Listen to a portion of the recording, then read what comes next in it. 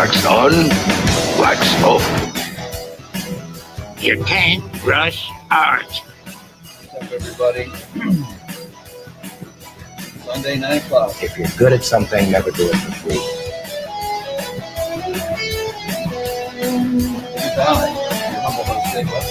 Do them, him. We're gonna try this thing again. We're gonna keep trying it until we get it right. Will we ever get it right? Who knows? But So preoccupied with whether or not they could, they didn't stop to think they should. all right, so hey, what's up, Julius? What is up? See, I'm that guy that spells things out as he type them. So the kids just left. I did dishes. I did my bit for King and Country, and now I'm down here hoping that everything is turned on and sounding the way it's supposed to sound. And scanning in some plot pages, basically doing what I think I'm supposed to do, but never sure that I'm doing. I'm hyper aware that I don't know what I don't know. I do know what I don't know, and I also know what I know, but I don't know what I don't know. Tonight I'm talking about Meat Hook and a couple of other things. One of them being that I can talk myself into damn near anything, which is spending. I'm not going to say if it's overpriced or underpriced, but it was priced, and I threw down for this beauty here. I was having some inner turmoil as to let me see if I can find the pages here on my computer. I'd seen one of these what is it, the artifact edition or the artist edition of it's going to be a how to draw thing. I cannot remember this guy's name to save my life, but I know I've got his pages in here somewhere. The one that I ended up getting was a John Byrne. Those are not pages in sequence. Deadpool Inc. websites, blah, blah, blah. It's not going to be in Sketchbook. It's going to be in here. This dude was doing a wizard's how to draw. And I'd found these pages online a long time ago. I don't know that all of these are his, but I can say here, I'm going to share this entire screen. Okay. Let's see. Wizard's Best of Training. There's a couple of these that I'd seen, and I think that they were awesome. I really liked them a lot, especially when it came to this one. This guy, the way that he did his female faces, I really, really liked it. I cannot remember the name of the artist, but he's got one of these artifact editions, one of these for sale, and it's not going to be right away because these things are pricey. Yeah, I know. Yes, they are nice. They're very informative. He gets into different, body shapes, different expressions of the eye, sultry, nice and attractive. The differences between men and women in the same pose, and all of it from how many heads tall something should be. Basic blocking stuff out, and I love these things. It's like watching David Finch's channel. Hypermuscular arms versus what would be considered normal. There's got to be there's a couple of pages of this stuff in here, and then this is Purple Smurf would love this one. He was doing some megatype drawings. Michael Turner, exactly. Thank you, Julius. Yeah, I can't. I could tell his artwork, but I couldn't tell who he was. Colin at the shop had to fill me in. But as soon as I saw the pages, I know I've seen that guy's faces before, and they are. It's it's unmistakable. That girl right there, that's exactly his style. It's like, I've seen that woman before. And so, but anyways, so what I ended up grabbing was the John Byrne version, because I'm a little bit more old school, not super old school, but old school enough to where, there's things I can pick out, like the flat John Byrne mouth. You always know that's a John Byrne mouth. I didn't even make it through this whole thing. I was just, the printing is really nice. The pages are super thick, but Comics Kayfabe had done something about these before. I think they had the Daredevil version, but when they print these out, you get to see stuff like this, the yellowed cellophane tape, or any kind of a place, like I think they have it even on the cover, where the most bizarre Avengers epic ever told, the rubber cement is yellowing. So whenever they sent this, the Wally Woods artist edition, I am pretty sure it was, I want to say it was Preston Acevedo that said, or Acevedo, I'm sure he'll correct me on whatever his pronunciation is. He'd turned me on to, was it him, or was it somebody in Comicsgate had turned me on and said, go look for that one. And if I couldn't find that, then find this. And if I couldn't find that, then find this. But I have yet to get through all these. These pages are not in sequence. These are just selected. I don't know if Jim Steranko's was out there. I think his might have been. Who's the other guy I'm thinking of that did Spider-Man? Everything's going to be on the tip of my tongue tonight, only because I need to be able to recall this stuff, and I'm not going to be able to. But I mean, some of this looks like John Byrne from so far back. Like when I pull out my 1 to 10, or my 1 to 10, run of Superman, the artwork looks so much more mature than this. Like, this looks like he's still channeling. He's still channeling Kirby. This fist. Let's see if I can get this here. When I see this fist, I'm like, hands don't bend like that. And who knows if he was, just like, in a hurry or trying to get the most out of his page rate. I mean, I'm not saying it's not bad, but this looks like early John Byrne. He's just like cranking stuff out. There's the She-Hulk John Byrne. There's the X-Men John Byrne, and Superman. I'm going to just throw this back in here real quick. I got something else here. Who was talking about this? I don't think it was I'm never going to be able to remember it. Bad Idea.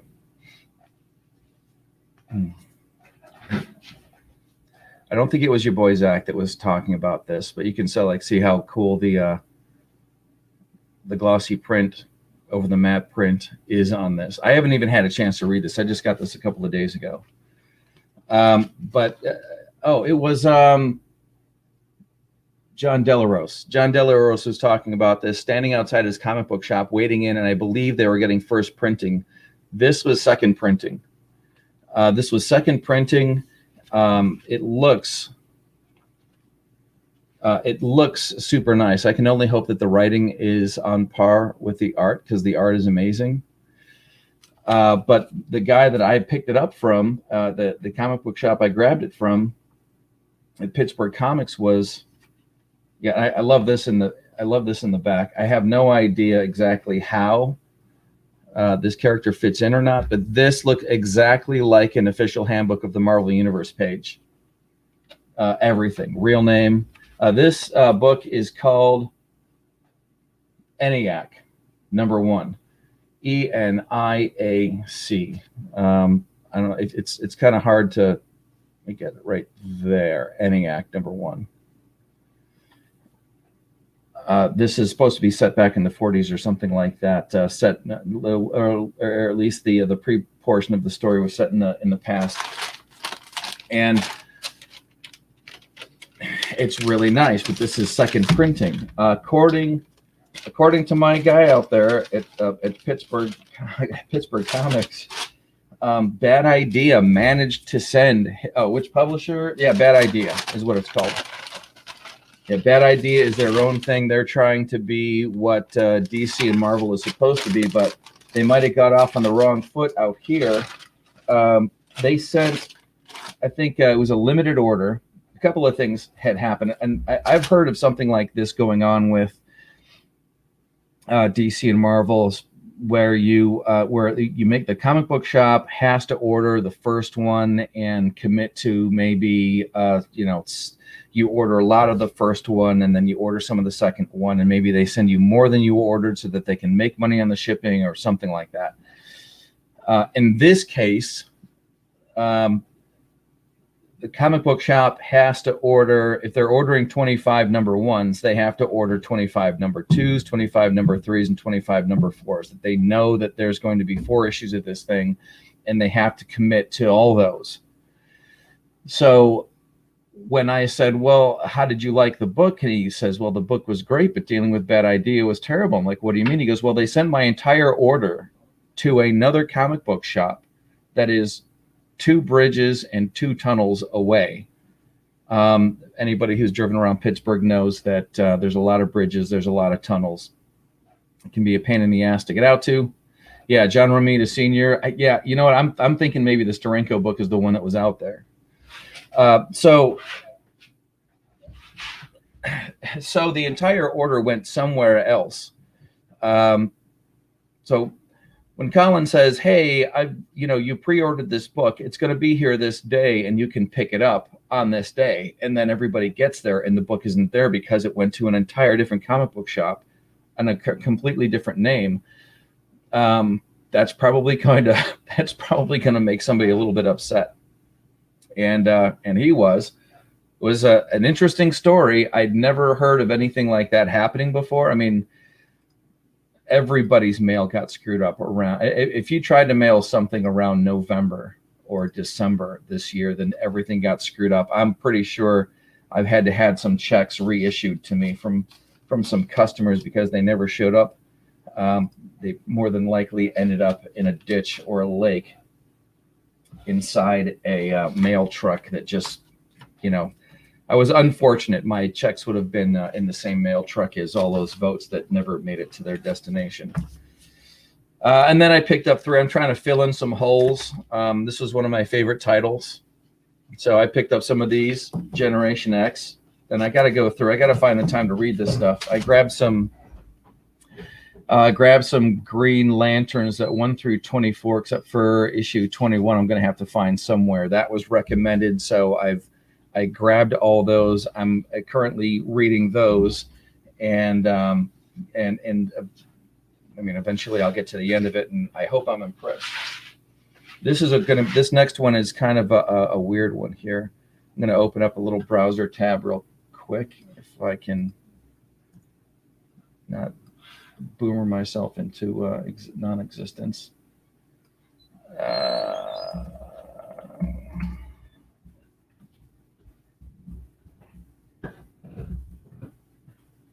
Make sure that I get this name right, because the guy that put this comic book out actually has a Wikipedia page, I believe. Blah blah blah. Yeah,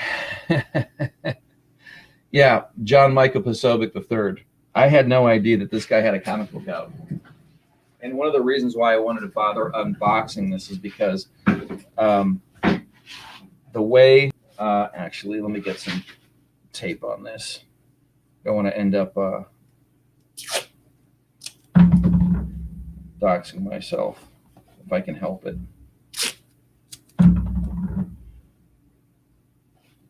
Yeah, because I don't have any Sharpie markers. So check this box out. This is Jack Posobix comic book, and it's a nice, got tape all around it, and it looks like it's got Ethan Van Sciver sized style boxing. I mean, bubble wrap, okay. Little thank you card with some hotness on there. It's got a manga look to it, and I'm not sure about all the little characters and stuff, because again, this is just me unboxing it. I haven't read it.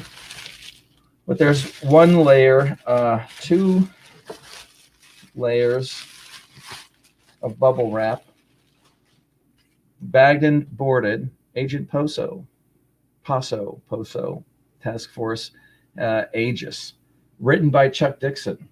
And this is Lance Power, Sergio Cariello, and Brett R. Smith, all involved in this book. There is a hot glue patch, so you can hot glue, you can iron it on. I've had to produce these before at specialty places, so you kind of get to know this stuff. So there's a patch you can sew on somewhere, and I believe this would be a sticker, which I don't usually do anything with any of this stuff, because I'm always under the impression that the entire thing might be worth a lot more if I just don't mess with it. I mean, I'll read it, but I'm not going to, put the patch on anything or put the sticker on anything. So apparently this is one of those self-insertion characters. It's a...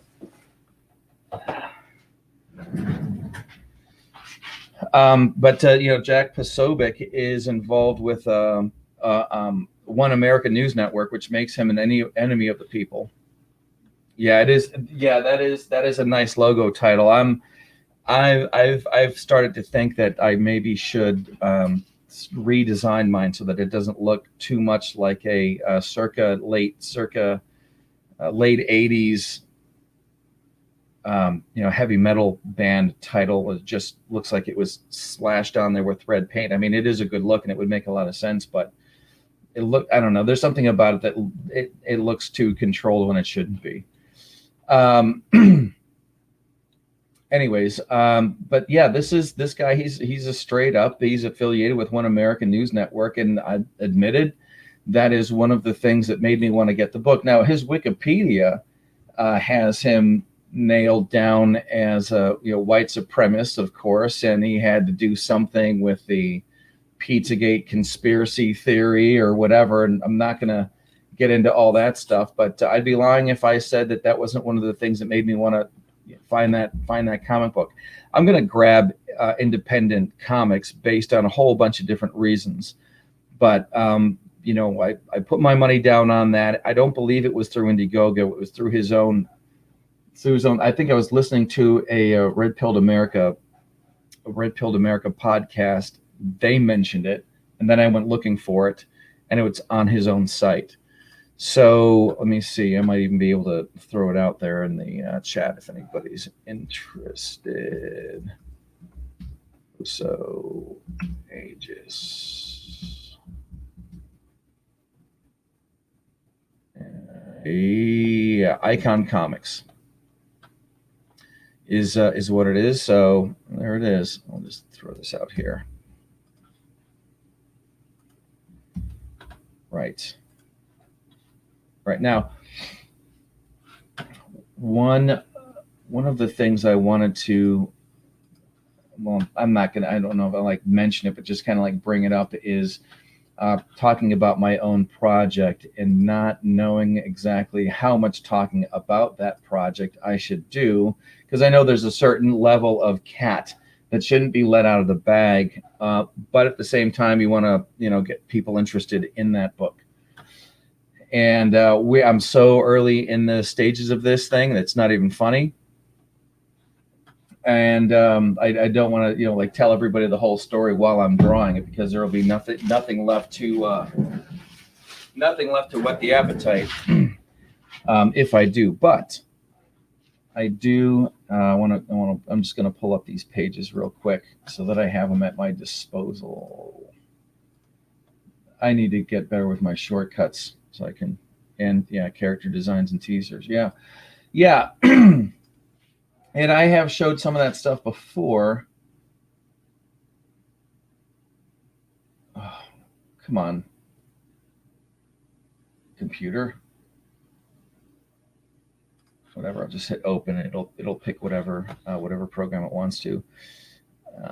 Yeah, because I've got an album specifically for Asphalt. Asphalt being the name of the book.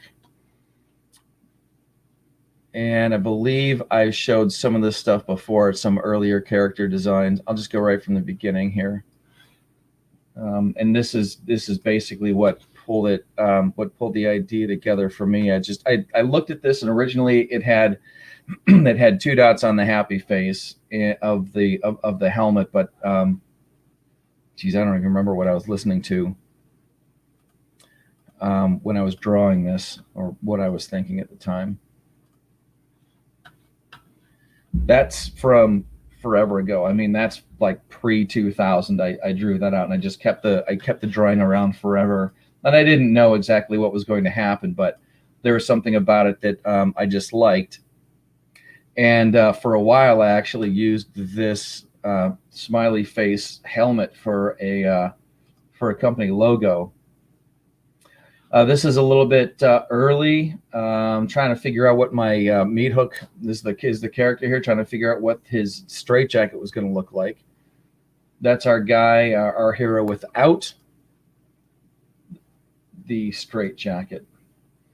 And this is another side character that we might not meet for some time. He is our. I hope I've got him right here, kind of our brainiac. I'm still working on. There's so many things to work on at once.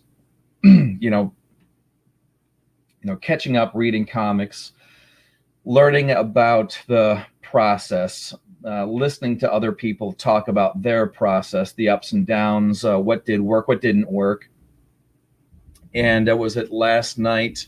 Not last night. 2 nights ago, I think Michael Bancroft was fire hosing streams at people and letting people in the. And I even messaged out some of my friends on Twitter, and apparently he threw the link out to his show like once, and then that was it. And I thought he was going to throw it out a couple of times and give people the option to come in and talk. But these are just like some minor character studies. I don't know if I'm going to have like pants out of the boots or pants in the boots, or if it's going to be something else happening down there. This is an early design for Melody, who is our damsel in distress. We will have the teddy bear there the entire time. In fact, the teddy bear is going to be integral.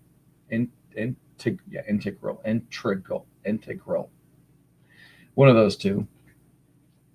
Also a main influencing character. This is more of our Uncle Ben, our Uncle Ben motivation. And these are some early stuff. My wife had picked up a book that has these separated panels already, and I was just sort of like sketching in and getting an idea, getting my feet wet with sequential storytelling. And dealing with the confines of somebody else's panel design and seeing if I could make something happen with it. But the story has not changed that much, just some of the details and some of like this. I don't even know if we'll see something like this happen at all in the book, where when I was a kid, a lot of the cool toys and stuff that I had with superheroes, you have Batman had a Batmobile. I think Superman had a craft or something that he flew around in that had like 2 fists and heat vision and some sort of a hovercraft or spacecraft, or like what was like the Fantastic Four, the Avengers plane or something like that. And why wouldn't my character have something that did that? And maybe that's something that happens later in the story, because cars and vehicles are definitely going to play a part. Not in the odd part is that, ironically, not with the main character, who is Shane McPherson, and he is a master mechanic fabricator. The idea being, I was actually looking for something that would be considered pants that I might be able to add armor plating to, something that can be worked with. This is Kevlar material. I'm basically trying to keep the story as realistic as possible. I don't want to see our different straitjacket designs and what would work and what wouldn't, what would look crazy and what wouldn't. Or well, I mean, they're all going to look crazy if they're a straitjacket, but trying to come up with a design that I'm going to be able to do over and over again. Like when you draw Bugs Bunny or Superman or Batman, they look the same every time. And I'm leaning on towards something like this. This is actually Houdini's straitjacket, which also goes along with our main character's history. He is a proficient fighter, but one of the things I want to be able to get across in the story is how slippery he is. You know, we see a lot of characters who are, you know, punching, kicking, and proficient when fighting and things like that. But, you know, anybody who's actually been in a fight or a wrestling match or any kind of grappling, you know that one of the best things that you can learn how to do is how to get out of a tight spot. Being that our character is proficient in wrestling and mixed martial arts, that being able to get out of a hold manages to earn him the nickname of Houdini. And this jacket is supposed to be Houdini's straitjacket. So I'm going to see if I can just work some kind of a little detail into the story that way. This is a second and much better, I think, iteration of his daughter Melody. I was doing some facial studies, looked at some videos on, you know, drawing kids and kids' heads and making it a little bit more consistent. You know, the one thing that I definitely want to be able to do is make sure that, you know, my characters look the same way every time that I draw them. And I feel like that's going to be a challenge. Let me pull this up here. I want to make sure that I have all these drug in. I'm trying to keep my stuff organized, and it's not always that easy. Yeah. So these are my page layouts. My page layouts I do here on these. This is something that I picked up from McKay. I was watching a YouTube video on these couple of cats, Scott McKay, and I can't remember who the other person's name is. They like to lay their stuff out on pages like this, copy paper or printer paper that just has these little miniature things, and they can kind of do a real basic laying out of the story so that they can figure out how, you know, where things start, stop, and, you know, the flow of the page. And then I had seen Graham Nolan do sort of the same thing, except for it makes a lot more sense. He just has one of these on one side of the page, and then lines on the other side of the page, so that he can get his dialogue worked out. So he'll have all of the drawing on one side, and then you know, panel 1 says this, panel 2 caption, words, narration, and things. And that seems to me to be an even better more efficient way of putting this stuff together. That's something that I'm going to be I've got to print the things out and then steal some copier time at work. But you can see here, as I was saying before, whoops.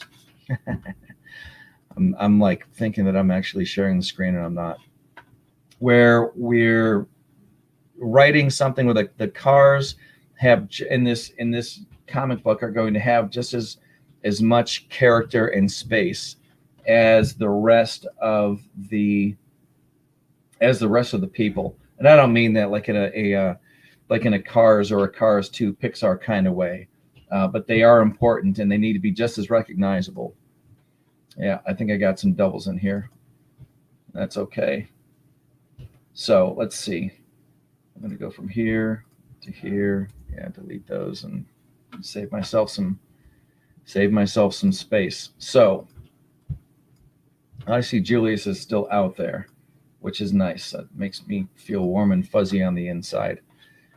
So what I'm going to do is not put anybody on the spot. But since you're out there, I'm going to throw that. And then I'm going to go to our friends at Twitter and the Tweetness. Oh man, I gotta get. I'm really starting to think that it might not be a bad idea to get into another computer. This is a real drag.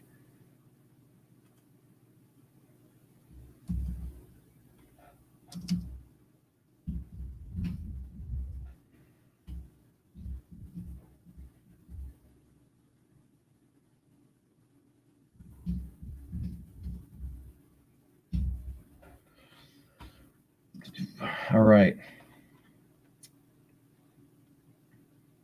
Okay, so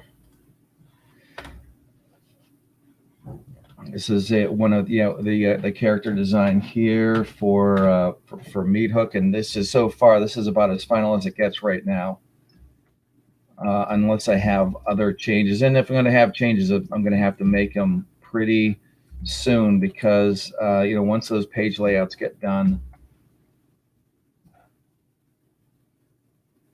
Once those page layouts get done, it's going to be something. I'm either going to have to make it part of the story as to why things change,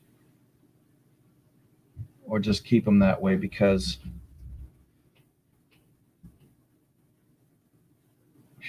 you know what? I'm going to get like 2 seconds. I got to grab a bottle of water.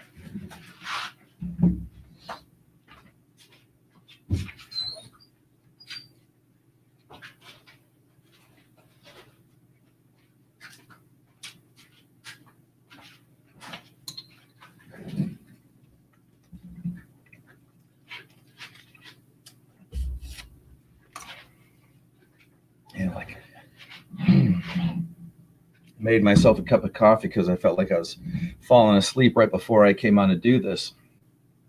But man, it's drying my mouth out. So this is basically all this is me getting used to doing some stuff digitally. Man, I got to turn my computer down. I keep forgetting that. All right. Come on. And yo, what's happening? How do I sound? You sound fine. Yeah, you sound good too. Okay, great, cool. Look what I can do! Look what I How you doing, man? How was your weekend? It was okay. I really don't know what to make of them anymore. Like, I get off of work Friday 1:30 in the morning, and then tomorrow I have to be up at 6:30, or at least out of the house at 6:30. Oh, 2 weeks, ouch. yeah, 2 weeks of daylight, and then 2 weeks of this 5 to 1:30 thing, and it goes back and forth like that. And I'm waiting for it to kill me, and I'll be back.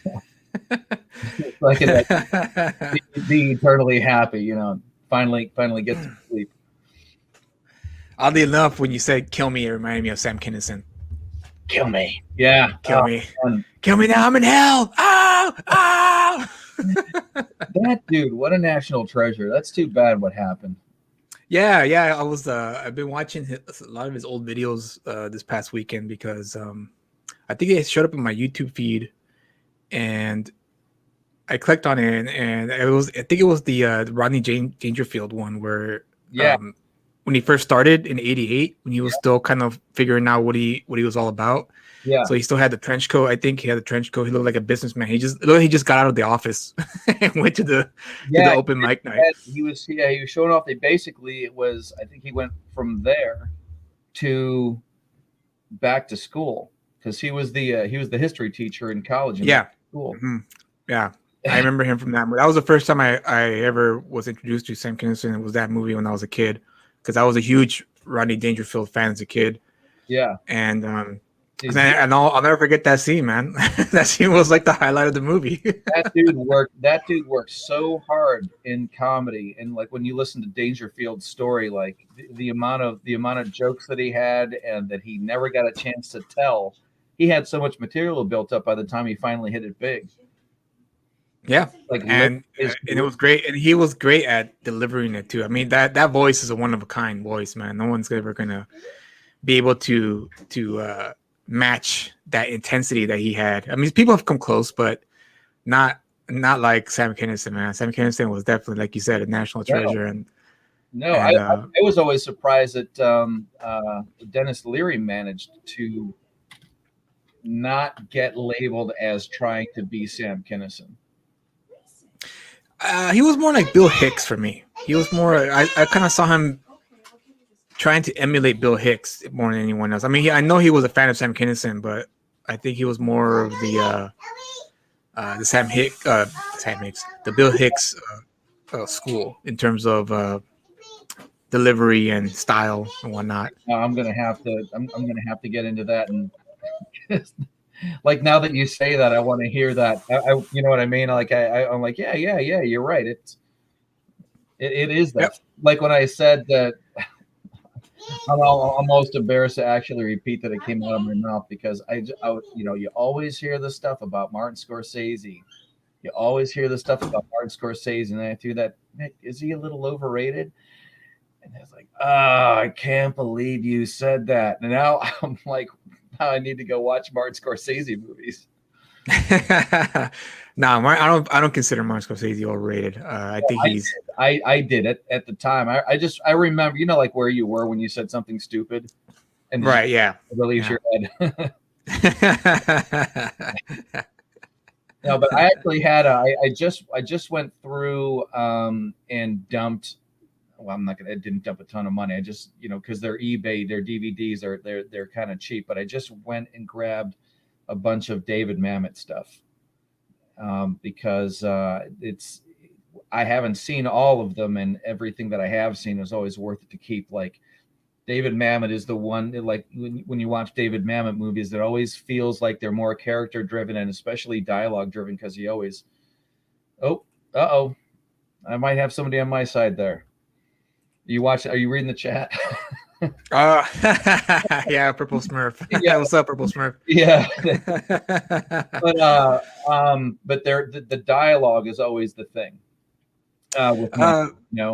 For me, I have not explored too much of David Mamet. The only one film I've seen of his was the Glenn Ross film. He didn't direct that, did he? He only wrote that, right? If I'm correct. I don't know if I'm correct on that or not. Let's find out. But Purple Smurf, Scorsese always hits his target. Okay. Just FYI. Hashtag gauntlet thrown. Come on, learn how to type, Dave. But yeah, I'm definitely gonna have to check out his other films. I know when I had the overrated, underrated show on my channel, one of them, Brad who called in, talked about David Mamet's that one movie about the fighter, I think. Yeah, Red Belt, yeah. That's the one. And so when he told me about that, I was like, hey, that sounds right up my alley. Actually, that sounds like something that I would enjoy. So I still haven't had a chance to watch it, but I'm definitely planning on watching it. Yeah, that's the one that hooked me. And what kind of show is this? Like, I come on and I see nothing but a crotch. Yeah. we push it to the boundaries, Tim. On this show. Man. Nothing sacred here. No, nothing, absolutely nothing. It's filthy degens. It's not the trash compactor show. As long as it's not that. You have just a smidgen of class, right? My God. Well, no. I mean, it's a fun show. I like the trash compactor show, and I think that those guys are funny. But man, it's like they go looking for double entendres where they don't need to. You know what I mean? They're just like every single one of them, and then there's always that thing between, what is it, Soy Rage and Nasser, and I'm like, I need to shut this off before my daughter comes walking through here. Wow. So they're the double entendre crew, huh?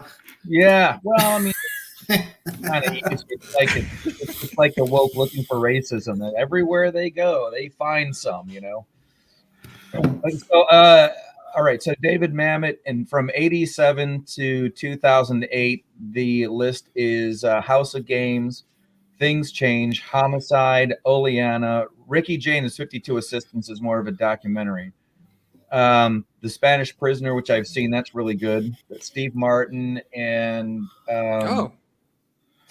who's the guy from Singles? I never imagined Steve Martin being in a David Mamet movie. That's interesting. Yeah. Anyway, yeah, it wasn't a. What movie are we talking about?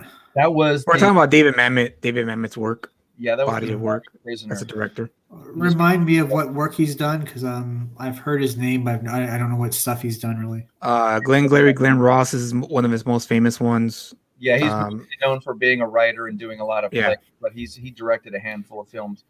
Spartan, which is really good. He did the screenplay for Hannibal, but where's the directors? Oh, credits. I know Hannibal, that one. Yeah. He did one with Val Kilmer called Heist, which is really good. And I can't remember that chick that's married to Dax Shepard played the first daughter in that movie. What was the last movie Val Kilmer was in where you could just notice he was just really fat? The Snow. It was. I think it was a really bad one too. And I was like, dude, this is the same guy who was Doc Holliday. Yeah, it was. Age catches up to you, my friend. It always does. It always does. Yeah, even the best of us. Because he's up there, right? He's like in his 50s now or 60s. Yeah, he's really up there. He is, right? Yeah, because I remember him from the 80s, the late 70s, early 80s. He's ancient in his 50s. That doesn't make me feel very good. We all get there, like I said. Yeah. I got a good 9 years before I've reached old status. Good for you. I got a good. Time is fleeting though. Tell me if this is too loud. Oh, Johnny, I apologize. I forgot you were there. You may go now. Yeah. Classic. I have yet to defile myself. I have not yet begun to defile myself. Yeah, can you see it over there? Let's see. Yeah, can see it. I believe we didn't finish our game. I believe we were playing for blood. Yeah, but this is. I actually bothered to find this, screen record it on my phone, chop it up, and reply to somebody in a tweet because I just wanted the whole thing to end. Oh, Johnny, I apologize. I forgot you were there. You may go now.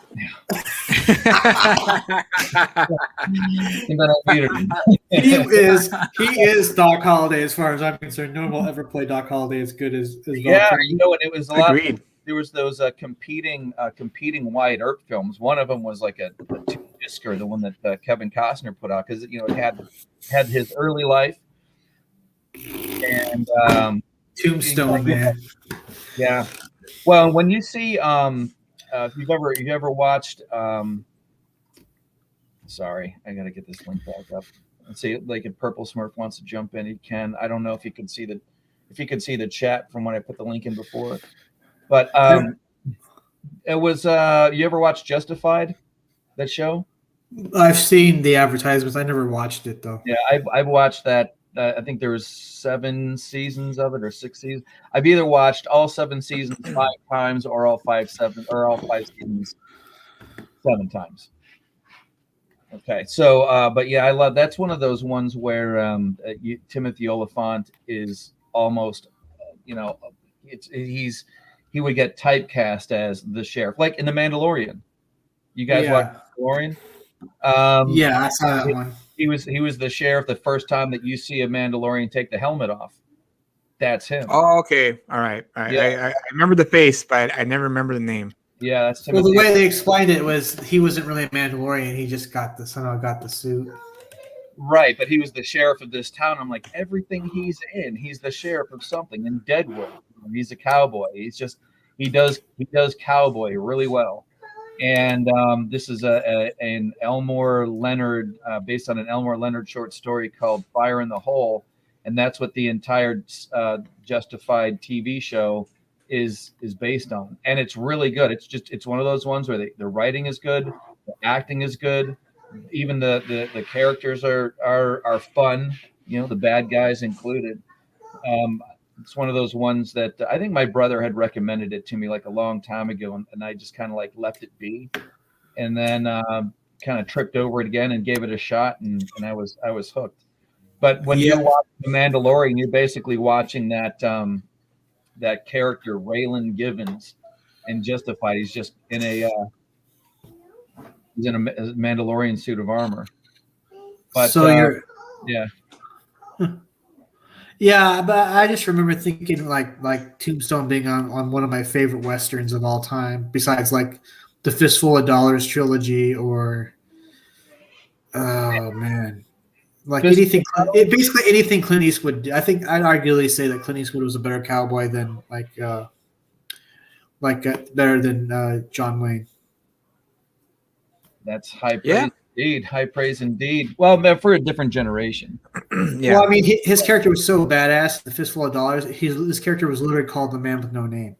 When you watch the credits. Yeah. And he always had a different name every movie, but that's how badass he was. He didn't need a name. He didn't need to even say much.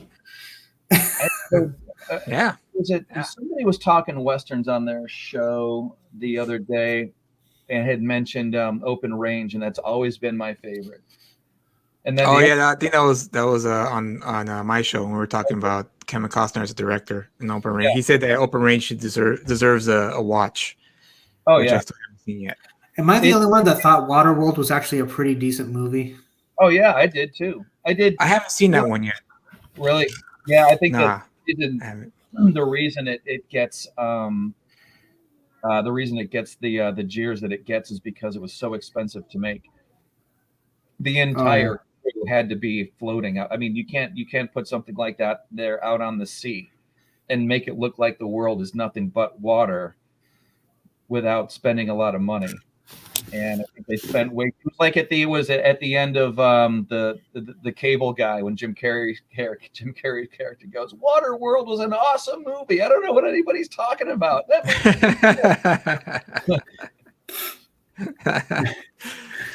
I have to watch it now. Another underrated movie, Cable Guy. Yeah. Oh, I love me some Cable Guy. That was a great film. I know. Yeah. Jim Carrey does that whole thing. Yeah. I do believe they will kill us both. It's the only time Andy Dick was ever funny. Like, buddy, get on the horse. He's not kidding. Yeah, basically the only time. Well, what was the other one he was in where was it Old School where he's teaching all the wives how to, Did you see Old School? I haven't seen Old School. It's been a while. It's been a long while since I've seen that one. He's the one that shows up. The girls are all having like a ladies' night, and somebody got as a wedding present for one of the women a class on how to, fellatio.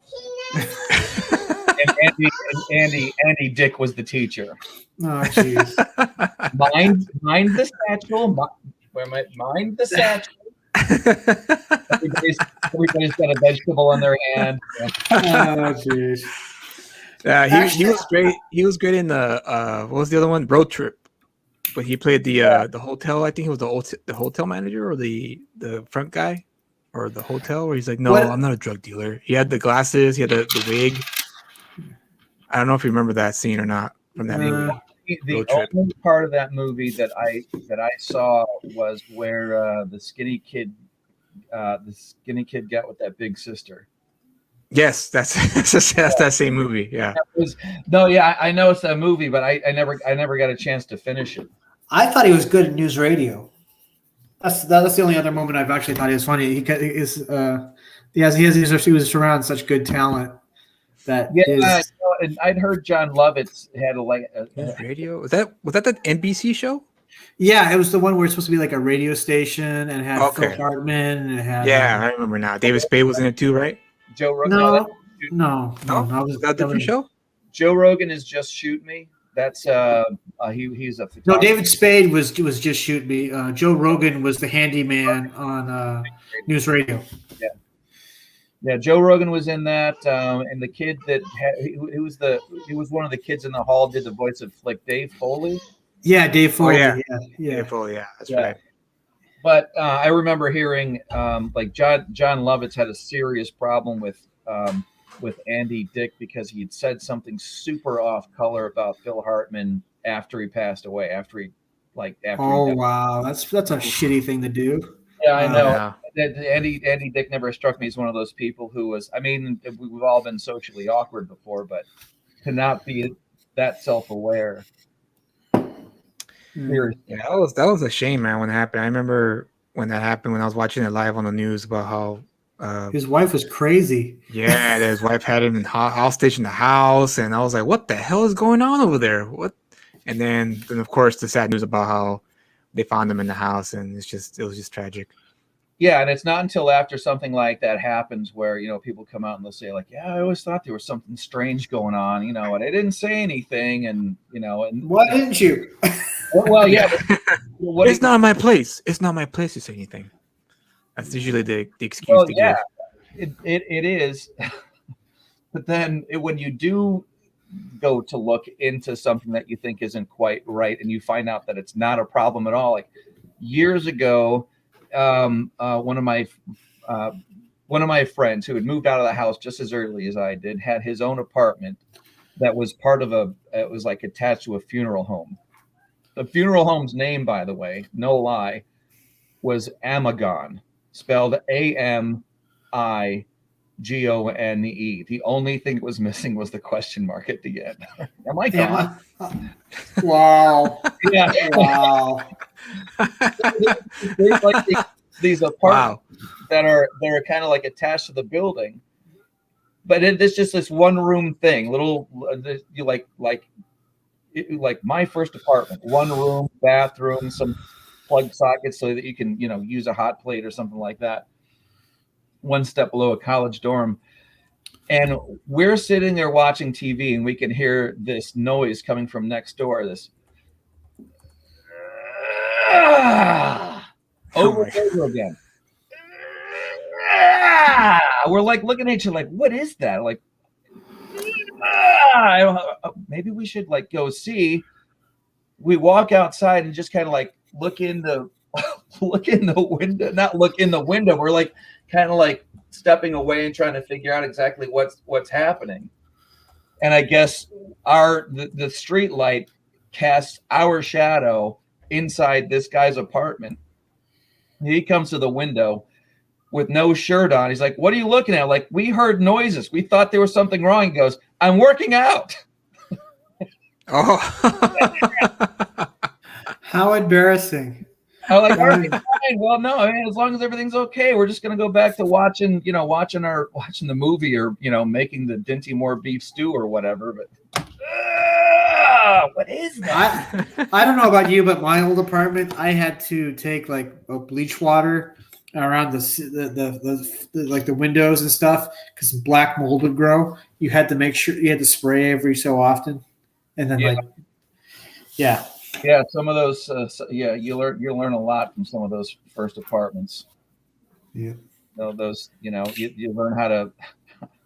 Thank God, my parents taught me how to clean their house, so I would know how to clean my own house. But when you're on your own, you have your own standard to clean. Like, this is good enough. Well, should I get the dish? Yeah. Should I get the dishes? I'm too busy watching TV, and then you go and go, oh, I really got to clean the dishes. We did that today, and there's God, hair growing on one of the plates. Thank God, the bees out in the yard. And we have a dog that can kind of walk up to the dinner table and just put his chin on it without trying. He's like, you know, this dog's got runway model legs. He's tall, 90 pounds. And do you have a greyhound or something? You know, he does. He's got that skinny gut, but he's a mix of a bunch of different stuff. Great Pyrenees. I think there's pit bull in there somewhere, but you know, he's just a big, you know, champion shedder, hair all over the place. And when I mean all over the place, I don't mean him. I mean our house. But the snow has just managed to melt, like maybe like last week, and it's one of the things that you don't really get to all the time, and cleaning up after the dog all winter. Well, the snow's finally melted. 2 shopping bags, 2 grocery store shopping bags full of this dog's leavings. And there was a point where like, you know what? We're just going to have to get the rest of it next time. We're just going to have to get the rest of it next time because there's you know what I mean? Like there's leaves. I mean, what you're in, what part of California? It doesn't matter. You're in California. Yeah. Southern California. Yeah. Southern California. So this isn't something that you've ever dealt with, I imagine. Nope. Nope. The fall comes around, all of the trees, and they're oaks and all kinds of stuff. The leaves are all over the yard, okay? And then it snows, and then it's all winter, and the dog's just pooping out there. So not only are you trying to, pick up all the poop, but you've got to uncover it from where all the leaves fell because it started snowing before you could clean the yard up. And it's just, when you clean the yard, that's what you're dealing with. And just to Tim's point about having standards, my standards was 2 shopping bags full of this stuff is fine. We'll get the rest another day, like next weekend or something like that. And I didn't feel bad about quitting. I didn't feel bad about being a I would imagine. Jeez, that sounds like a lot of work. It was, and it was 2 of us, but it's just like, I can't believe, like, I had one of these shopping bags halfway filled up with this stuff, and I had moved 3 square feet. It was all just every time, you just. Let me. I can find a picture of this beast. Webster says, yeah, I'm curious. Webster says Pooper. Yeah, that's my brother. Oh, yeah. okay. Yeah, Tim saw his stuff last week. He does. Yeah, that stuff was pretty cool. Yeah, the kit bashing, and I know I can find another one of his. I'll put a link to his videos in the chat, but yeah. A lot of cleaning, spring cleaning, picking up all the, where am I at here? Oh, I'm sharing the screen, not the application. I'm like showing everybody my passwords and crap. Let's see. YouTube, let's get to, it's called the Kit Bash Federation.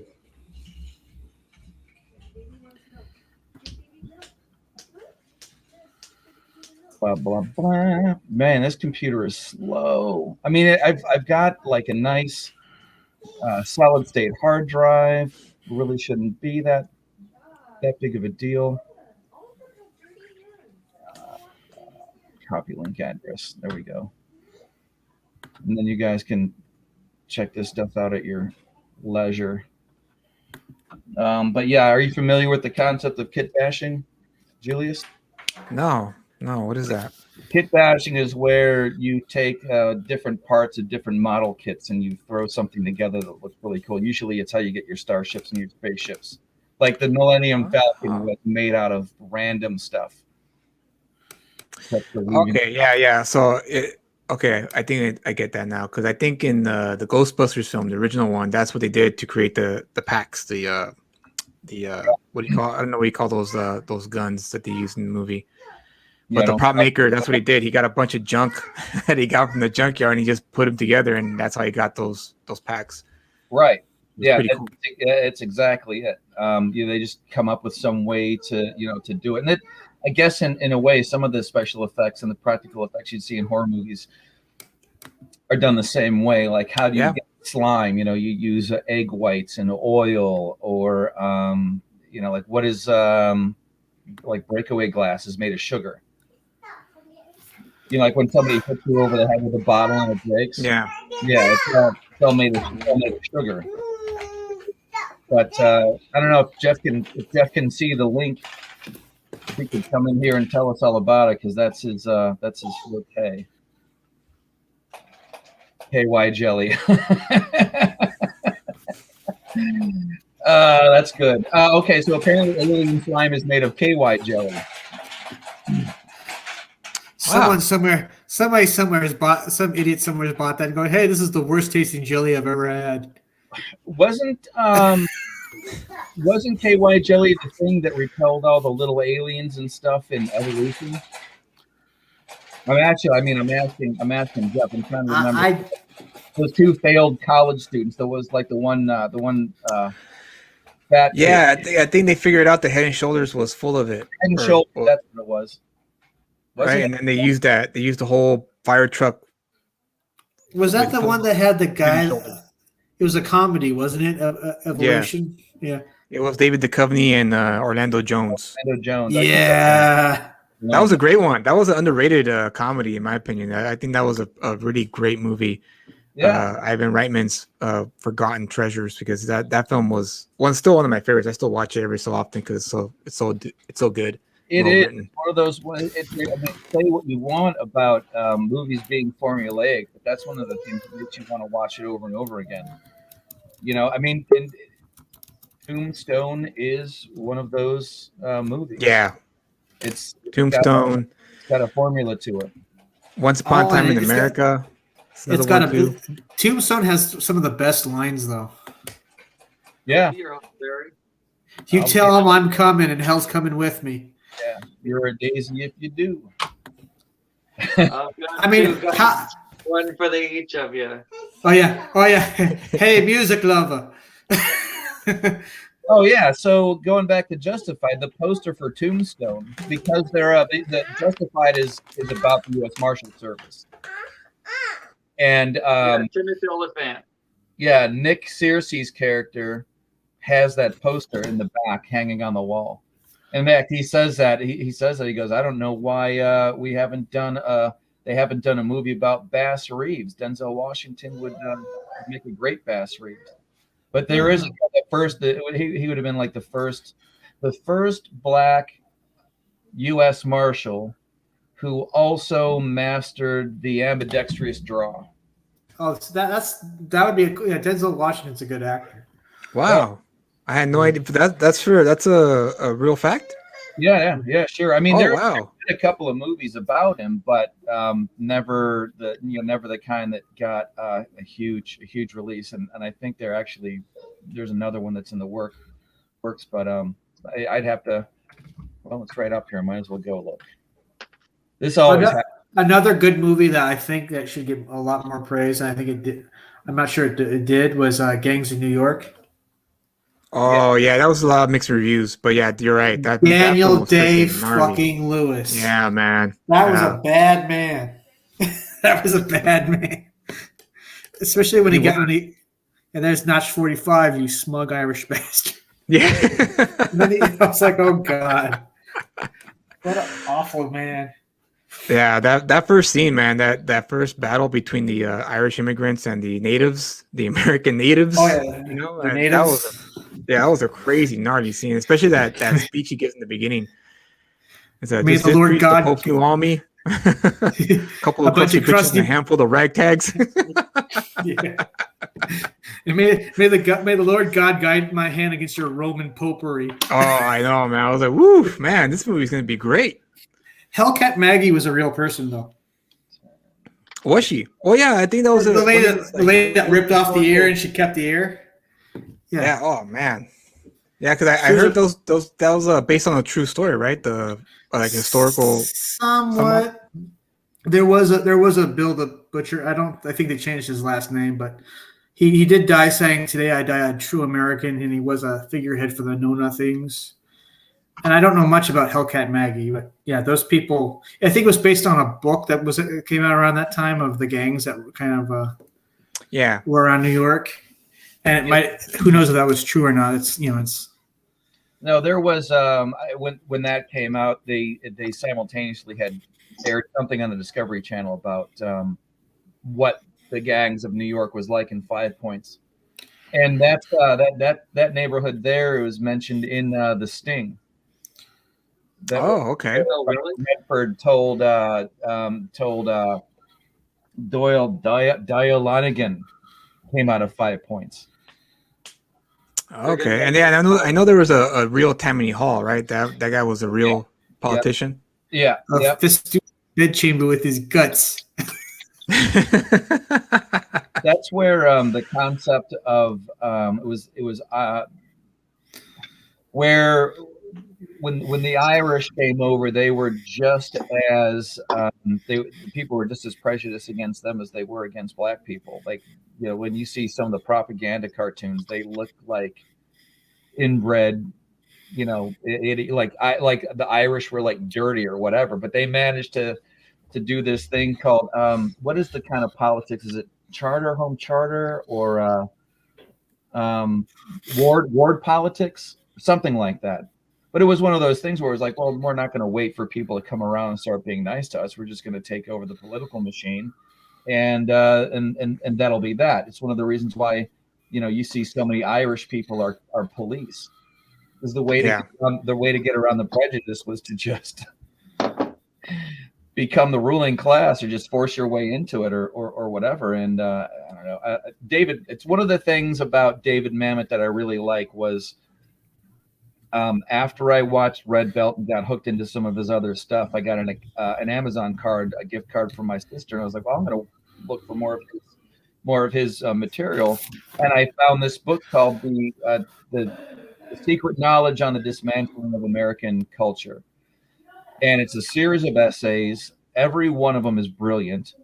And he like basically goes through, you know, like by the time David Mamet became a conservative in 2011. And up until that point, he was just like every other, you know, Hollywood person, but he was at least smart enough to ask himself, how come I am always talking about taxes going up so that we can help these people or run these programs or whatever, but I don't ever want to pay more taxes myself?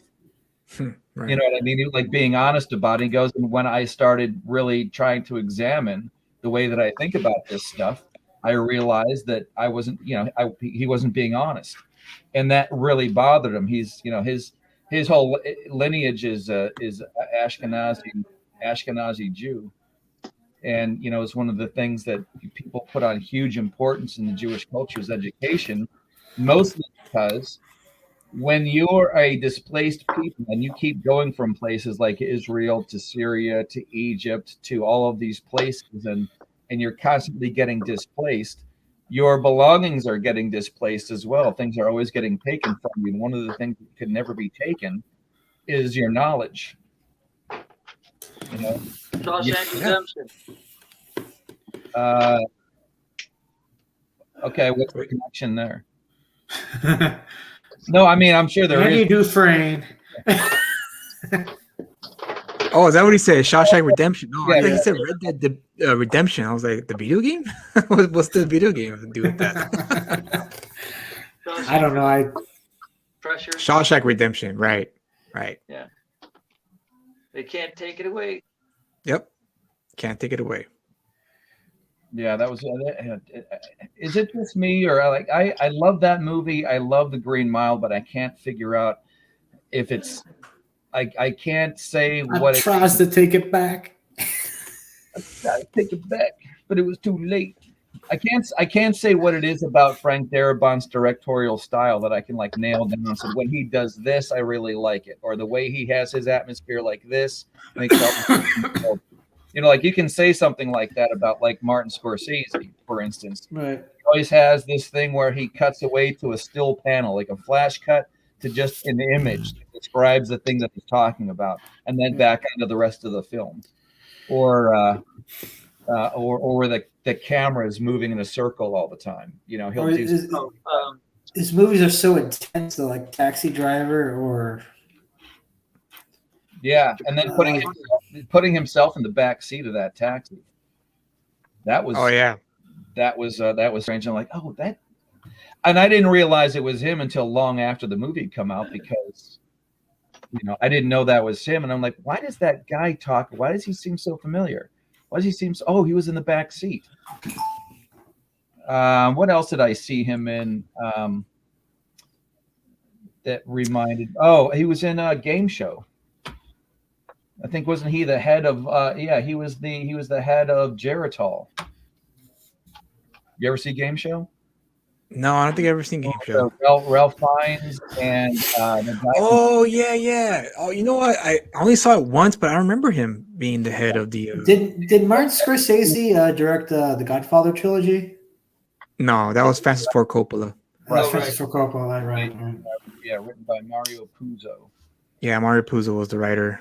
Right, and then Mario Puzo ended up doing the screenplay for Superman the movie.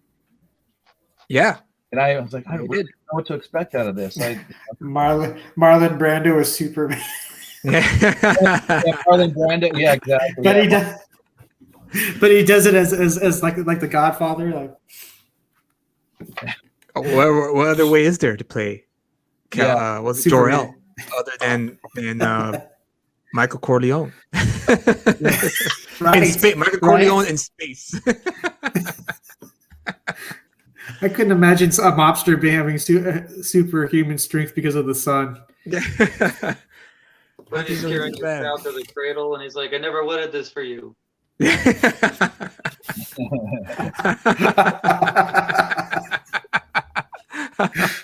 went to your wife's head. She made me mad, so I pushed her.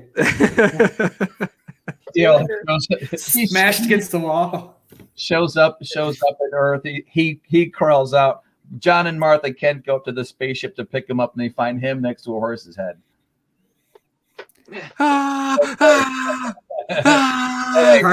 Carved out of kryptonite. History. I gotta get better at this. I've been if you were a mobster with like superhuman strength and bolts couldn't hit you, how open would you be about everything that you do? It's like, what are you gonna do about it? I would imagine very open. Has anybody been watching The Boys? Yes. Yeah. I've heard about it. Oh yeah, there you go. Yeah, you're right. That's the answer to that question. Yeah. Well, if you have somebody if you have no morals at all. So basically, what you're describing is most politicians. Stand on top of any skyscraper and start whacking off. That's exactly. That was weird. I could do whatever I want. That was so weird. It was weird, but it was funny though. Yeah, and I couldn't figure out. I guess that guy, he was from Banshee. That's it. Yeah, Banshee. Jeez. Those Australian actors, man, they're just coming up and just proving everyone that they can freaking act their way, man. They can act their way to the top. Yeah. Australians. The Australian actors are the new English actors, which that's how that works. All the bad actors from England went to Australia and made their own acting country. Never mind. I wonder if that has more to do with tax breaks and how expensive it is to film a movie in Hollywood now. You know, they end up going to Canada and Ireland and anywhere else because, you know, those countries are telling that whole industry, please come here, spend your money here, do things here. It'll boost the economy. That's why things are getting filmed in Georgia. Yep. Yeah. Oh, that reminds me. Geez, I don't even know if it's on the computer, if it's on my phone. Something that you had me thinking about, Julius, was movies filmed in Pittsburgh. Creep Show, any of the Romero Dead movies, like Dawn of the Dead, the first one, Dawn of the Dead, Night of the Living Dead, The Deer Hunter, Warrior, which is that one with who played Bane? Tom Hardy, and Josh. That was a great movie. That was a great movie. Warrior? Oh, yeah. Out of this world. One Shot, that was the one with Tom Cruise. I think it was called One Shot. No, the first Jack Reacher. The book was called. Oh, okay. I think it was called Jack. I think it was just called Jack Reacher. Yeah, it was called. The book was called One Shot. I put that down. It's a brand of paint that I used to. Adventureland, Out of the Furnace, which is the best $5 I ever spent on a movie in a bargain bin. I could not believe. Is that the one with Christian Bale you were talking about? Yeah. Amazing. Wait, which movie was that? Out of the Furnace. Out of the Furnace. Oh, I never heard of that. Yeah, it's really good. Geez, who else is in that? The younger brother, Casey Affleck. Right. Yeah. Striking Distance. That was the one with Bruce Willis and the chick from Sex and the City. The Dark Knight Rises, of course, was filmed. Part of it was filmed out here. Striking. Yeah, I already said that. 10th and Wolf. I don't ever remember seeing that, but my buddy did the storyboard for it. Sudden Death. That was Jeff. You were one of the extras out there, weren't you? Oh yeah. You were doing that. Jean-Claude Van Damme. the fire in the very beginning of the movie was on the hill just up from the Murphy building. Right, And, where our apartment was. yeah. That old building sliding off the back of the hill. Of course, everything around here is on hill, so everything's sliding off of it. The Fish That Saved Pittsburgh, that's a whole basketball thing from way, way back in like the 70s. I think Julius Erving was in that. What about Innocent Blood? Is that on your list? Didn't they use like Liberty Avenue as? I don't remember the name of that. Yeah, it's a female vampire. I think it opens up with, I think I'm going to have Italian tonight. So she goes downtown New York, which Pittsburgh substituted for, and kills an Italian guy. I think it's called Innocent Blood.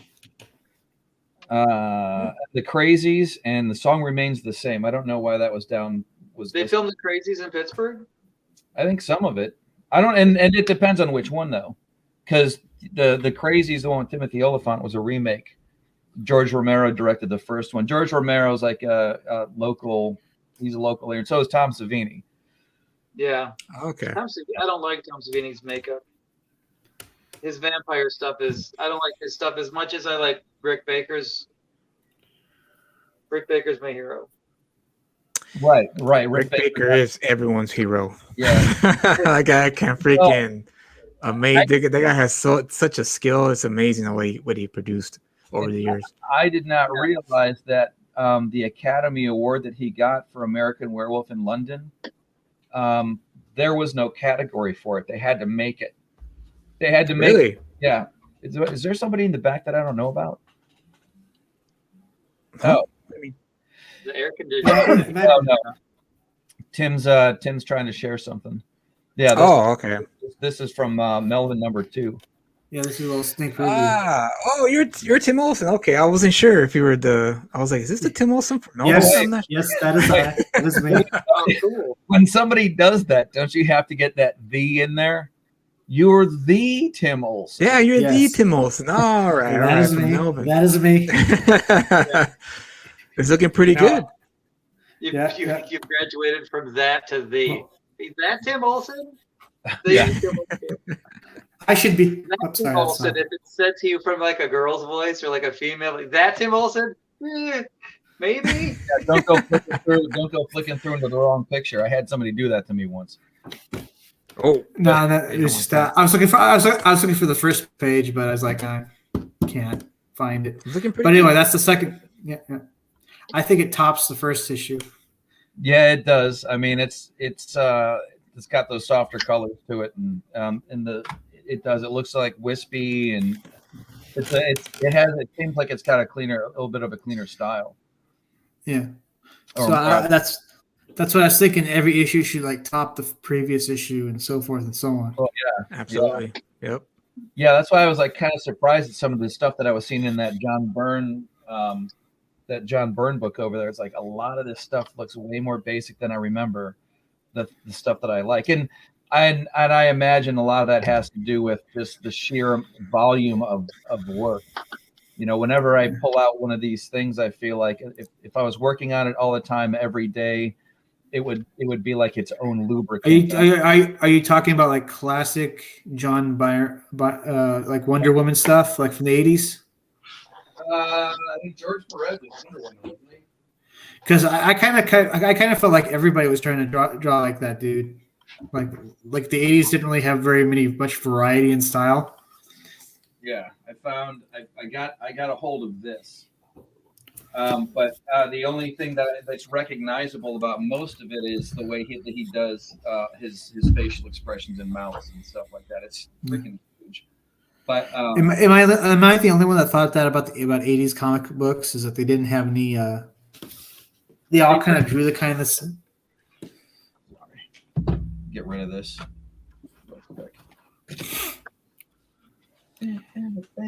That's what I kind of thought when I look at old 80s comic books. Is like they all kind of drew sort of the same. Right, and then you get there's a trendsetter, and then there's somebody that's following the trend. But like, look at this mess over on the side of the page. That's what they're basically printing. What it looked like in real life. You can see you can see like the yellow of the cellophane tape and the rubber cement, and whenever they had to like paste something up, somebody spilled coffee on it and whatever.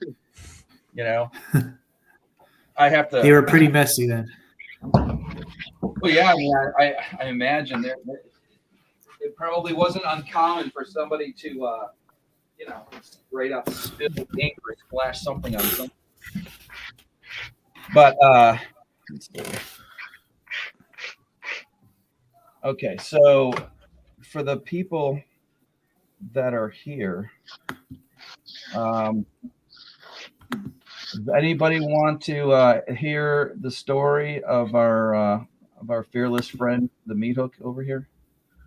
Sure. I don't know how much I should. I don't know how much I should give away. So I'm gonna list. I'm not gonna be watching. Just summarize it. Here. Well, yeah. This is what I need to work on the elevator pitch, because I hear people that, you know, they've got a really good 5-line description. You know, cats and space. Then I met Barnaby. You know. Tell me more about Barnaby. I'm curious to know more about this Barnaby.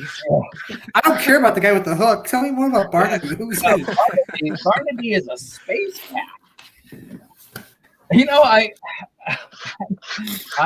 am dangerous when if I come home and I'm like a little bit lit up, you know, you get your your 2 or 3 beers in you after work. Those guys know how to sell some stuff. I backed that damn thing twice. And I still can't figure out why I did. Like the first time I get it. But I think the second time was because they were doing that Kenneth Rocafort cover. They were doing the battle between Kenneth Rocafort and John Malin. And I just wanted to see John Malin's face go, you know. I wanted to throw one in there for Rocafort just to see John Malin not win that. But whatever. That's an expensive facial expression. I wonder if somebody ever got like really lit up and then like pitched something and people were interested, and then you wake up the next day people are talking about what are you talking about? I love that. I love it. Like, you know what you try? No, because I think Dane Davis ended up roping himself into a cover competition because of that. Like he was like, yeah, I'll totally do this cover or whatever. And then when they were the next one, like, you accepted a challenge to draw a cover for this book. I did. Yes, you know, and then they can go back and say, that's you right there saying it. I don't remember saying that, but okay. But yeah, so what is happening here is the name of this book is Asphalt. And one of the things that I wanted to do with this was to try to answer the question, what would it be like if somebody, honest to God, tried to do a superhero type thing in the real world? They didn't have a lot of money, but they had skill. Like you can get Wayne Enterprises to make any weird toy that you want if you have all kinds of money, or if you're Tony Stark and your superpowers, you know, your knowledge. And of course, it's basically the same thing. You know, he's rich. He's got an entire company and he's like super smart, so he can make nanite armor, but that's not us. What we're basically dealing with here is a guy who is skilled in fabrication and making things. You know, those guys from like a American Hot Rod or Orange County Choppers or something like that, where they can just, you know, make machines, do this, mill that out, machine that, and but you know, we're not talking about spending millions of dollars on fabric that you run electricity through. We're talking about basic plated armor. Some of the stuff, and one of the things that I really appreciate, you know, Julius making sure that I don't try to make it so real that it becomes boring. You know, like when our character is spinning these things through the air, we're not going to worry about physics that much. It's just going to look like a pretty, like when Thor does that thing with his hammer, basically the same thing. And okay, so what happens is our main character, his daughter is kidnapped, and he's putting up with a corrupt police system and a You corrupt. were never here. She just goes missing, and Like the way nobody. that feels, What? the way that the movie feels. I didn't see that one. Okay, but yeah, it's basically that. It's like, you know, the kind of thing that would drive you crazy. His daughter gets kidnapped, and he goes on as measured a rampage as he possibly can to find out what happened to her. And in knowing that he could be getting himself in trouble, you know, he has to, you know, put on a disguise and work in secret, because some of the people that he's dealing with know who he is. It's one of those things like maybe you guys can help me figure this out, but it's one of those where, you know, you can see all the pieces on the board, but you're still trying to be sneaky like a chess game. You know, a plausible deniability. You know, where was he? Were you watching him and whatever? And you know, it's one of the like Julius. You know, where we were talking about he was going to be finding somebody in an office. He was going to be finding our PI in the office, and Yes. Well, then it occurs to me, I'm like, okay, well, if that happens, how does he get there? Because this is a bar, and bars have people in it.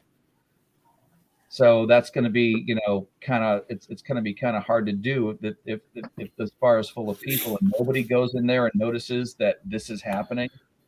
So then it's like, okay, well then he has to stay up in the apartment, like working all these things out, because you know, I don't want there to be one of those situations where somebody else goes, yeah, but how come? You know what I mean? And it's something that neither one of us thought about. It happens. Yeah, I don't want it to happen. It happens. It's probably going to happen. It's going to be one of those things where you're just like, yeah, okay, well, whatever. That foot is looking terrible. But you guys remember what happened the day before Ronald Reagan died? Yes, I do. Well, I don't. What happened? Okay, there was this is going to be vague because it was on Netflix and I can't remember anything anymore. I actually wrote about this. he was Anything else? smothered, he was smothered to death by jelly beans. Yeah. There was a guy. Two diabetes instead. No, there was a guy that went on a rampage with a tank that he built out of an earth mover that he got in an auction. You're talking about Marvin Heemeyer. Yeah, that guy. I guess so. Yeah. No way. Yes. Yeah. He Ronald Reagan got got taken. steel boxes that he hung from the side of the thing and filled it with concrete. Like you could not break into that thing. They never caught him. Wow. Unfortunately, he drove into someone's basement. What had happened, and if you look on YouTube for there's a good hour. I think it's I'm not actually sure if it's an hour and a half or 3 hours, but I do remember listening to this entire thing, and it's all his audio. It's like his audio manifesto.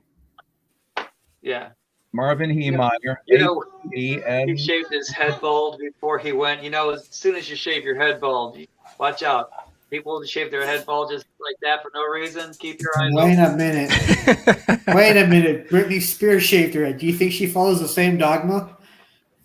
Well, she's got a bunch of people that care about her to the extent that they can make her money, like all around her. So I'm sure that they're convinced to not. Wait, we need to play her songs backwards. I'm pretty sure we'll find the same rhetoric in their songs put backwards. Yeah.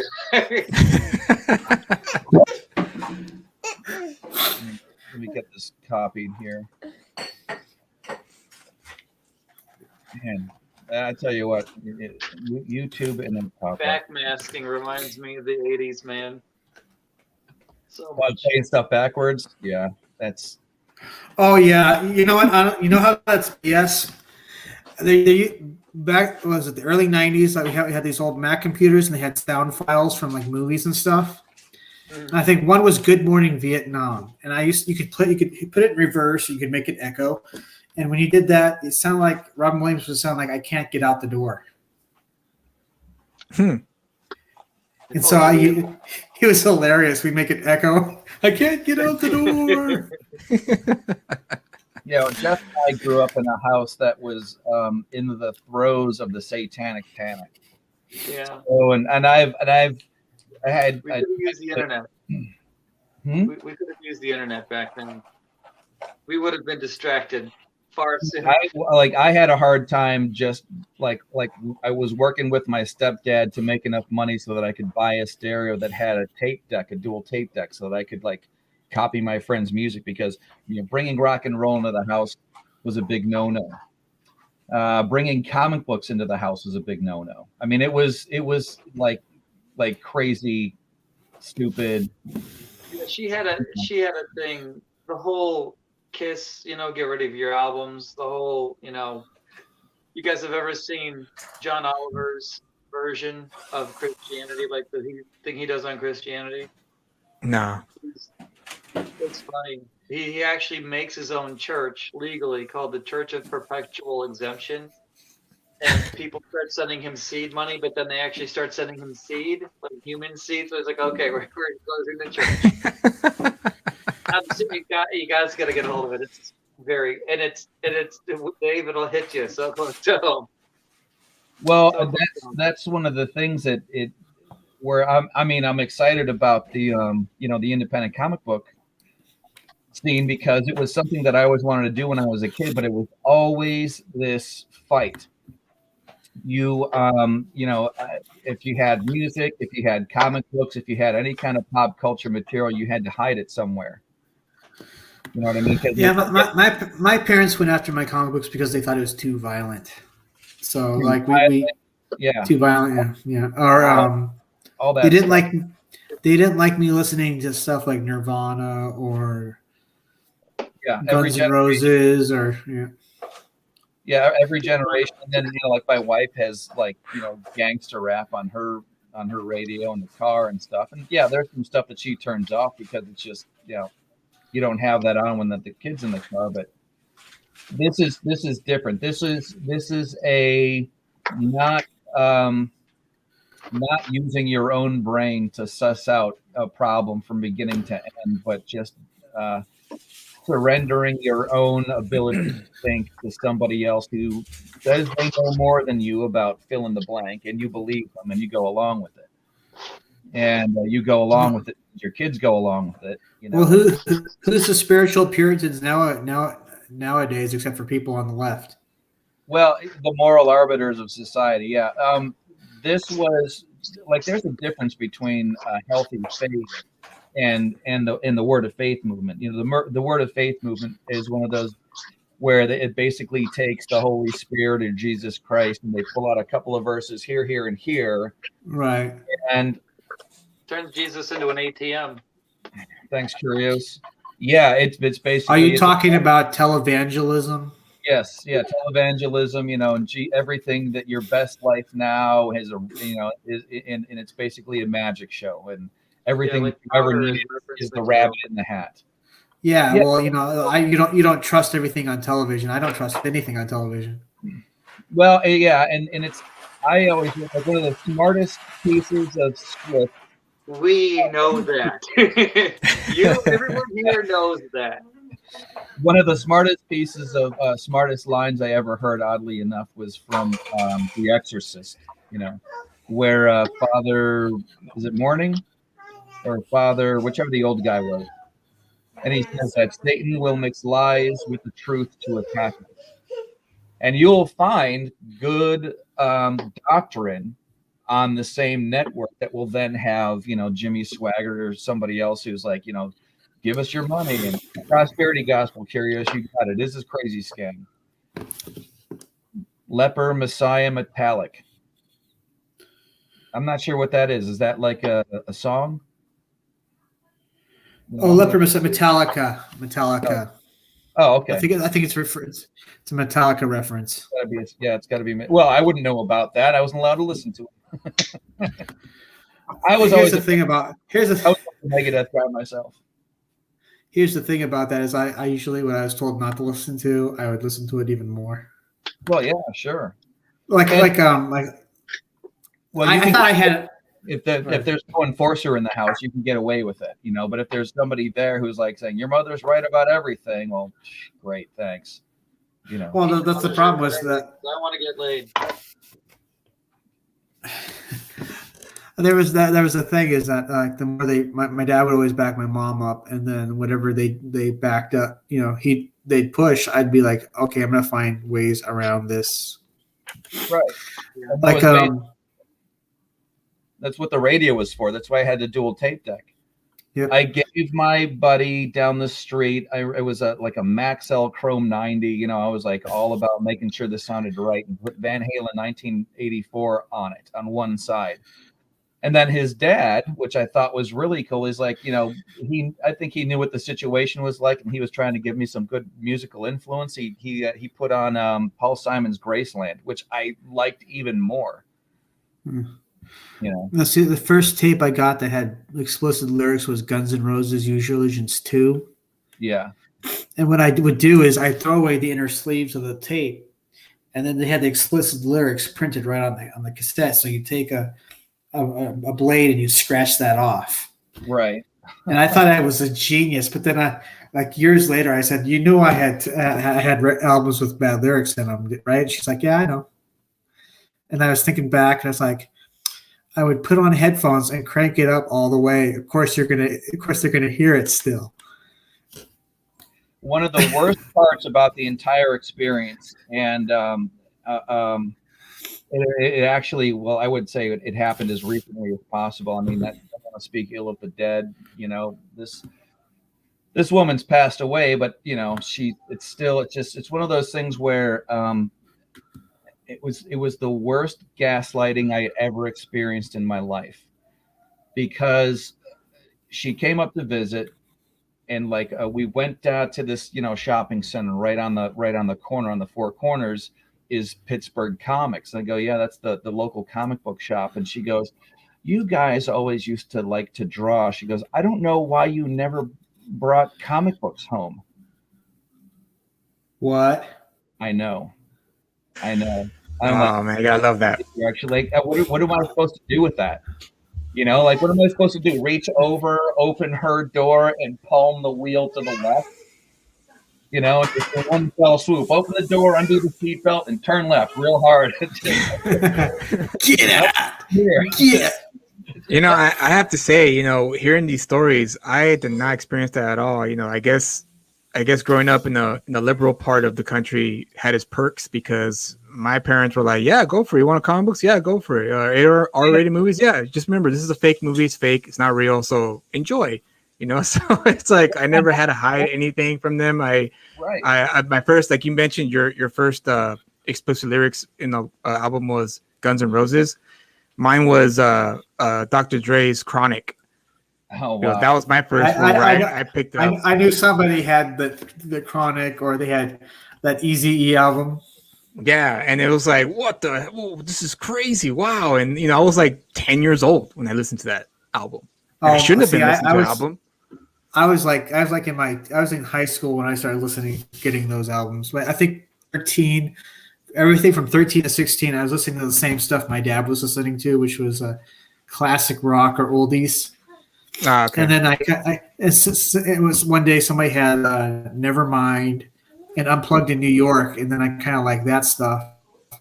But my dad hated it. We kind of part ways. It was kind of the parting of the ways right there. Right. Yeah, and that's a matter of taste at that point. Yeah. Yeah. Well, I mean, like the ZZ Top tape he gave me, I recorded. It was one side was Iggy Pop, and then the other side was Real Mackenzie's. You taped over it? Yeah, I did. Nice. It was. I mean, I still love ZZ Top, but it's like I want to hear some new stuff now. Right. Did you when you record over? Did you put tape on the it was a blank tape. I did have a Hootie and the Blowfish tape that I did put like paper in the square holes and recorded over it. Yes, I know about this. Or like that's old school. If the tape is ruined, there's like a little metal bar there. You can just take pliers and like bend it back, and then it plays again. Nice. Yeah. I miss analog. Sometimes I miss analog. because of the things he could have done with analog. You know. Jared is saying his first one was Bon Jovi. I don't know if I'd just admit to that straight up. Bring that right up. Oh, really? Hey, Bon Jovi's pretty good. He's pretty good. I know. It's more of a generational thing. Yeah. But going back full circle and listening to like ZZ Top, I realized some of the lyrics were a lot of double entendres. Oh, sure. That as somebody is 13, that I didn't get. Pearl necklace. So that's what you're talking about. Yeah, my dad explained what that was. I'm like, what? Or tube snake boogie. They're like, I know a lady that lives on the hill. She won't do it, but her sister will. Yeah. As a kid. Yeah. But now it's like, oh, okay, that's dirty. Hey, the first record I ever owned, my babysitter gave to me when I was like 6, and it was the first Kiss album. All those faces on there. Yeah. I was like, wow. They're like, and this is before before the crazy times started. We were like, I don't understand why we can't just they have comic books, or like imagination's a good thing. I used to hate, like, if life is the greatest gift that God can give you, then why are you determined to let dust settle all over it? We do things, no, we're not of the world, but we do have to live in it. We have to make a living somehow. We can't just sit on our knees, clutch our pearls and our Bibles and hope money and manna fall from the sky. It just doesn't work that way. I think more like God would want you to get off your lazy ass and go to work. I can't hold your hand over everything. Yeah. Yeah. Well, I mean, there was the situation at our house at the time was that our father had passed away, and he'd worked for the railroad. And when you work for the railroad, you're basically working for an entity that is partly owned by the government. So the railroad retirement afforded, it basically was, it wasn't welfare because it was set up as a life insurance policy, and it paid out like $800 a month per kid. And there was 3 of us, and that was the 80s. So there was no motivation to go do anything like that until, we grew up and moved out. And that's when reality started biting pretty hard. Like, what are you going to do? I would imagine. Yeah, because we can't not be 18. Oh yeah, right. I think, and that's when the money cut off was 18. Yeah, my sister was 5 years older, so it started to dwindle. When she graduated high school, and then, but I was out of there by then. In fact, legend has it, in case anybody hasn't figured it out, Jeff and I are twins. No. So, yeah. You what? Really? Wow, I had no idea. What? So. I can't tell if you're joking or not. Yeah. I would make the twins mad. Twins have like telekinesis powers. They can make our heads explode. I should be able to do that all on my own. They might be able to scan us and make our heads explode. Yeah, right. Yeah. No, I'm gonna be my Michael Ironside this time. You be the other guy. But I think Jeff remembers this. He went to his high school commencement to get his diploma. And when he came home, I had stuffed as much of my crap as I could in the back of this dude's Datsun 310 and left. So they went to graduation, came back, and they were light one kid. Crazy. Yeah, I know. But that was how badly I wanted to get out of there. I honestly think I need to upgrade this computer, or I'm never going to be able to get rid of this delay on the pen. It's either that, or it's because I'm running video and trying to draw and stream at the same time. I think that's probably what it is. How old is your computer? It is 08. Oh yeah, it's about time. It's time for you to upgrade. It's an 08. It's an 08. But I mean, I'm able to run almost current Adobe stuff. It's a Mac too, huh? Wow, Yeah. So you got a pretty strong machine then. Yeah, I mean, how did you reenact your favorite video from the 80s? Take a sledgehammer to it. Yeah. No, I have another one over. I don't know if you can see behind me. That one right there. That's the last machine that you could run OS 9 and OS 10 on it. The only reason I've got it is so that I can run the vinyl cutter. The software won't. The software won't. I'd have to upgrade the vinyl cutter and the software and all that stuff. So I leave that one back there. But yeah, Hey Dave, I'm gonna step off for a minute. I'll be back. Okay. sure. You got to go All right. watch the kid, right? Sounds like No, that. no, no. I gotta do something. I gotta handle some business. No, it's So I'll all be right. back in a minute. All right, cool. All right, so what are you working on, Jeff? Can you hear me? He can't hear me. He's muted, or like he's trying to talk. I tell you what, man, if I had That happens all the time. in the near future, if I ever have money, I'd like this guy to make a model for me or something. I don't know what the rates are supposed to be like for something like that. Probably isn't This is, cheap. I just found this piece of a vacuum cleaner at a house that was going to be demoed, so I made a plate for the bottom of it, so I can at least. It's the same kind of idea as this one. Yeah. Okay, Yeah. where this is the thing you saw last time, maybe. Yeah, I remember that one. Yeah, and then Do you- the bottom. Do you ever paint those to make them look more like a spaceship? Like I know.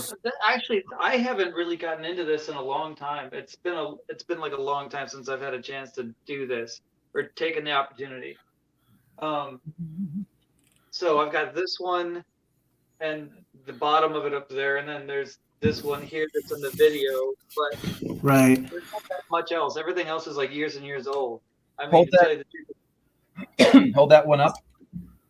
this I one- bet you if you paint those and make them like detailed, like to make them look like more like a spaceship, even though that frame would be awesome for a spaceship. I bet Well, you'd really put it all together. That one is painted, right? Yeah, for the most part. I mean, I could go back in there. I didn't do that good of a job with it. Oh, okay. Well, I can see that. Yeah. You got that. Yeah. But then it's that underneath. So Yeah. you were saying something about vinyl? Yeah, I was telling you, instead of using press type, I can cut those letters out. You know what I mean? I can cut it out of vinyl, and then you can spray it. And then when you peel it off, that way you can weather it and sand it off. It almost looks like some kind of pod racer from episode 1 of Star Wars, kinda, sorta. You don't. It could be anything. I mean, the reason that Seal doesn't put lyrics in his album is because he doesn't want people to think that they don't know what they're singing about. But Yeah, that's cool. That's cool. yeah, this is just. It doesn't have anything else going in front of it except for that part at the bottom. But I got some. I've already shown everybody this stuff, right? Like I got this old toy from my kids. Yeah. Some sizing hangers. Yeah. But that's. Why am I on camera right now? I wanted to see the ship. So, okay. All right. He's like, what? It's like, why am I doing this? My show yet. Oh, there you go. Yeah, there it is. Whoa! What is? That's the bottom of what you just showed us, right? Yeah, I don't know how to put it together yet. How to mount it. Mount the fish. Now you guys are gonna watch me drop this whole thing because this has to go into this. And then replay it over and over and over. Yeah. You'd be like, Yeah. oh shit. Yeah. Oh shit. So it looks like it's okay, That and it's looks like cool. This way. That looks That awesome! Wow. Yeah, that looks cool. You're supposed to go like this, Yeah. and then You can't figure out how to put it together? well, no, like I can't put it down. Oh, you can't No. put it on something. Yeah. I can't display it. Yeah, right. I can't. I don't know. display The it. other way around seems like it'd be more because then you could put like wheels on the flat part right there. like a Yeah, but well, it's like a aren't there- boat. Aren't there cables hanging from the front of that? Or is that the other one? No, that's the other one. That's the other one. Yeah, I was thinking about putting cables on here, but you know, got those pipes, so that's that. But anyway, Oh yeah. That would be. That's some killer shit there. thanks. I know it's I got a friend of mine, Scott Washington, who does this stuff all the time. And he used to be an architectural model maker. I used to work with him. And then the guy who designed and patented the design for the hotels where like all the rooms are on the outside, and every time you walk out of your room, you're presented with a balcony view of like the inside of the hotel. That particular hotel design is this guy's patent. So he basically designed Atlanta. He's been around forever. And his kids are like, yeah, whatever, we're selling off the company to Germany or something. So he lost his job. It sucks. It's like a dynasty that someone's like, yeah, no thanks. Anyway, I work with him, and he does a lot of work like this too. You ever are there competitions for things like that, like making? Yeah. yeah. What was the one? The IPMS, the International Plastic Modeler Society, has a thing that they do, and I went to one of them. It's either that or some way of letting everybody know how frustrated you are. IPMS, throw chocolate in my direction. I know. IPMS is such an unfortunate. You don't want to make the judges mad. Yeah. They'll just go out. They'll just. What is that? It's the USS Tampon. One moment they're happy, the moment they're crying, and the next moment they're yelling at you. I love that one. That's what this one is for. Bring this in, but it looks like a flower. It opens like a flower. Okay, so it's like a flower, ladies. So, and the link is in the chat. You can see his channel. There's a bunch of videos of him actually putting this stuff together and carving this and painting that and whatever. That's almost like a transformer. It's like it could be a spaceship. It could be a gun. So this one is a direct ripoff. I keep saying that it's not a ripoff. It's heavily inspired. I even say that in the episode that I'm trying to edit. I can't stand editing, man. I can't stand editing. I don't know. Well, I don't mind it too much. There are those parts where you try to compress the time and make things go fast, and then it doesn't compress the audio and make it go faster, and just like stumbling around in Premiere, it can be a little bit of a chore. This is so hard to do. This was me not planning. Here we go. Okay. Dollar store flashlight. Yeah, that's the engine in the back, right? That's the engine in the back. Oh, okay. Wow. What is that, like the wave motion gun on the front? Yeah, something like that. This is supposed to be like the ion cannon frigate in Homeworld. And if you guys have not availed yourself, 1999's Game of the Year. Gearbox. Homeworld is an absolutely beautiful science fiction strategy game. Oh, cool! It lights up. That's pretty neat. And then it's got this odd man out, this red one. Yeah, like it was a replacement from a different fleet. I love that one is red because that's cool. The old one got blown off and they had to fix it. Yeah. And then these things just happen to fit in here. But all this is like printer parts that I got from work via Tisha Anderson, who unfortunately passed away. Oh, sorry to pretty hear that. recently, and she was younger than I was. That's not good. What happened? No, it's not. As a matter of fact, John Oliver last week tonight again has one of these public service announcement type things on one of his episodes where he talks about how if you're having a heart attack and you're not a white man, it probably doesn't feel the same as it does. Like you can go to bed with a headache and wake up dead if you're black because heart attacks just don't feel the same. And what? What? Is that a thing? Yeah, it's basically if you're a woman, they don't feel the same. If you're black, they don't feel the same. And the guy who wrote the book on how heart attacks are supposed to feel to black women was a white man. It's like if you're gonna get specific about how they're supposed to feel and then miss the target like that, it's like that doesn't make any sense. I don't know that if that's.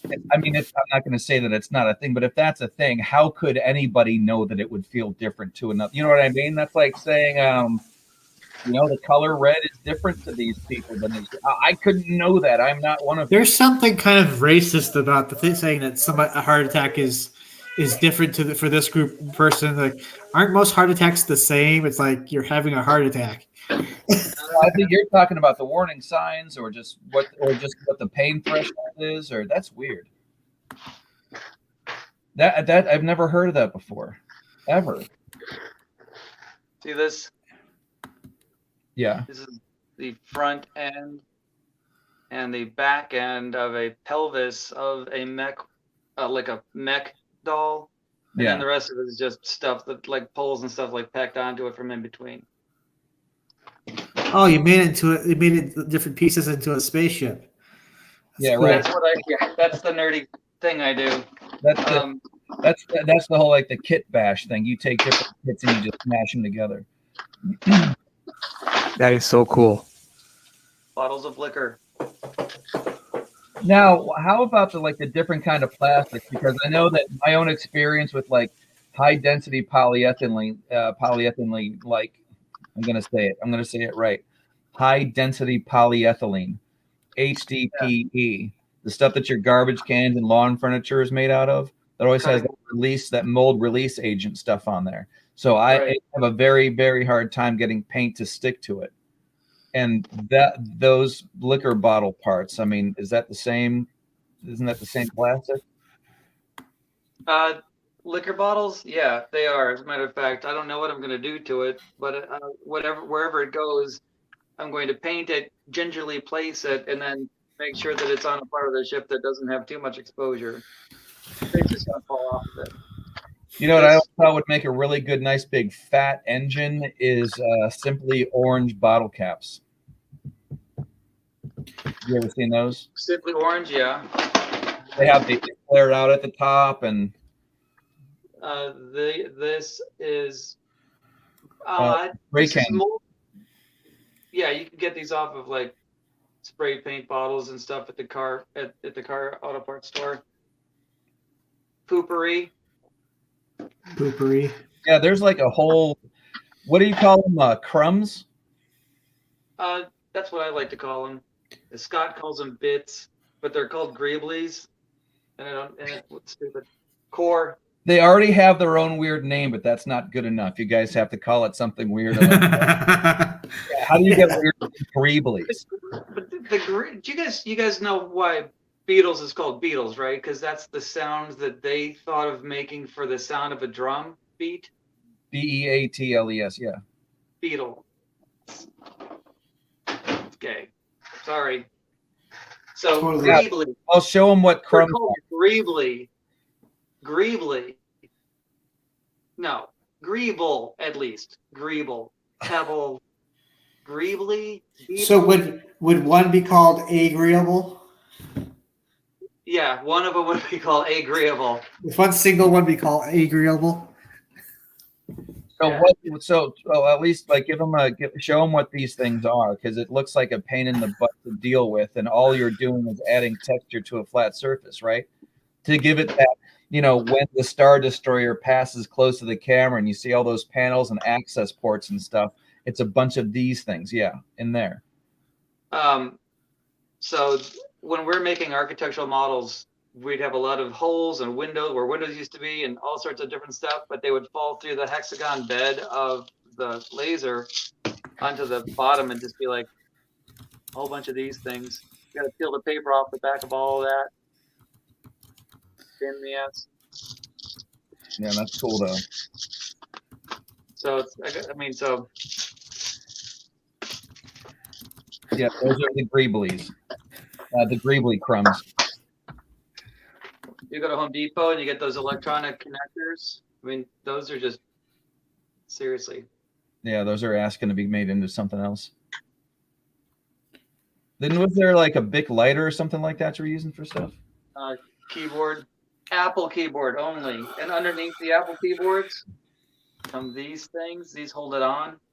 So I've got like a whole bunch of those. It's all over the place, guys.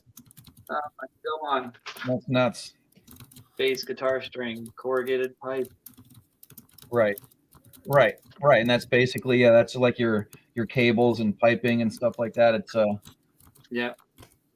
But there's other stuff. I remember the last time I think I've only ever followed the directions on a set of Legos one time in my life. And after that it was, no, this is cooler. This is cooler if you make it this way. What were they thinking? And get those little happy face idiots out of there. Legos. So Lego. I'm looking at myself. I'm normally comfortable with that, but I'm also normally naked. All right. He's being what do you call it? He's funny. He's being humble. Hopefully, that guy thinks I'm being funny. Yeah, that is pretty funny, actually. I know the thought of you naked is hilarious. Fade to black. Oh, okay. I'm gonna go. I gotta. The moment all his viewers just disappear. He's like, this guys are still there. I gotta go now. I gotta go now. Yeah. See you guys again. All right. I need friend me or something on Instagram, Mr. Model Maker, or. Yeah, I subscribed. I subscribed to your channel, so I'll be checking you out. There you go. So. That means I gotta provide now. I gotta provide. Yeah, I know. Hey, you don't have to. It's just something that if you do upload a new video, I'll have a notification. That'll be good. That'll be good enough for me. I honestly think that harassing him is part of the deal. That's what makes it very, very fun. Come on, new content. Come on, damn it. All right. Okay. Can I get you out of here? Yeah, this is going to be the next one. This is going to be the princess. That one's the Williamson. This one's the princess, because that's what Sarah's name means. Okay. So it's going to be a pleasure craft. See you guys. All right. See ya. Later. Bye. Well, if we're sharing, I want to share something with you, Dave, if you don't mind. No, go ahead. This is the cover. This is the cover for the novel I'm going to hopefully release in a few months. Novel. Yeah. So there you go. I got this today, so hopefully it's enticing enough. Oh, look at that. Who's that mysterious figure in the middle? Let's see if I can zoom in. There you go. Okay. All right. That's pretty cool. I'm assuming what we're looking at is, I don't want to say mall cop, but it is a shopping center, right? It is a shopping center. That's correct. Okay. That's an art piece on the wall. Yeah. And it's a door. It's a doorway. It's a secret doorway, and only he can see it. As you can see, the shoppers are oblivious to what's happening, except for the mall cop, who actually sees the door opening. So the premise is that he is the only one that can see this secret door. Yeah. And he's the only one who could see and communicate with the people who come out of this, come exit and enter through this secret door. And that's where the adventure begins, when he actually gets contacted with these people who come out from this door, the secret door. Hence the secret door. Yeah. Nothing is what it seems. Is there going to be a sequel to the book, Secret Hallway? Actually, there's a secret hallway in this book too. So maybe.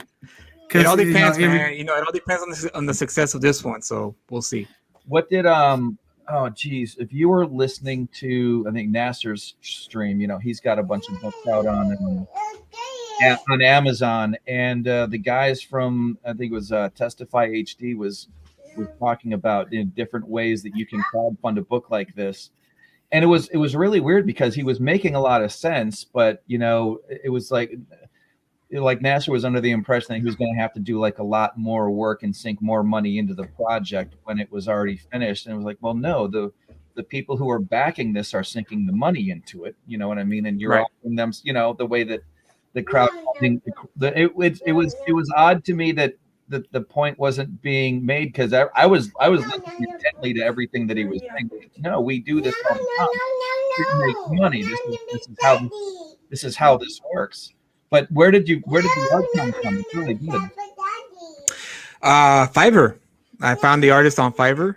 Okay. And I don't know if you ever heard of that website or not. I have. Yeah.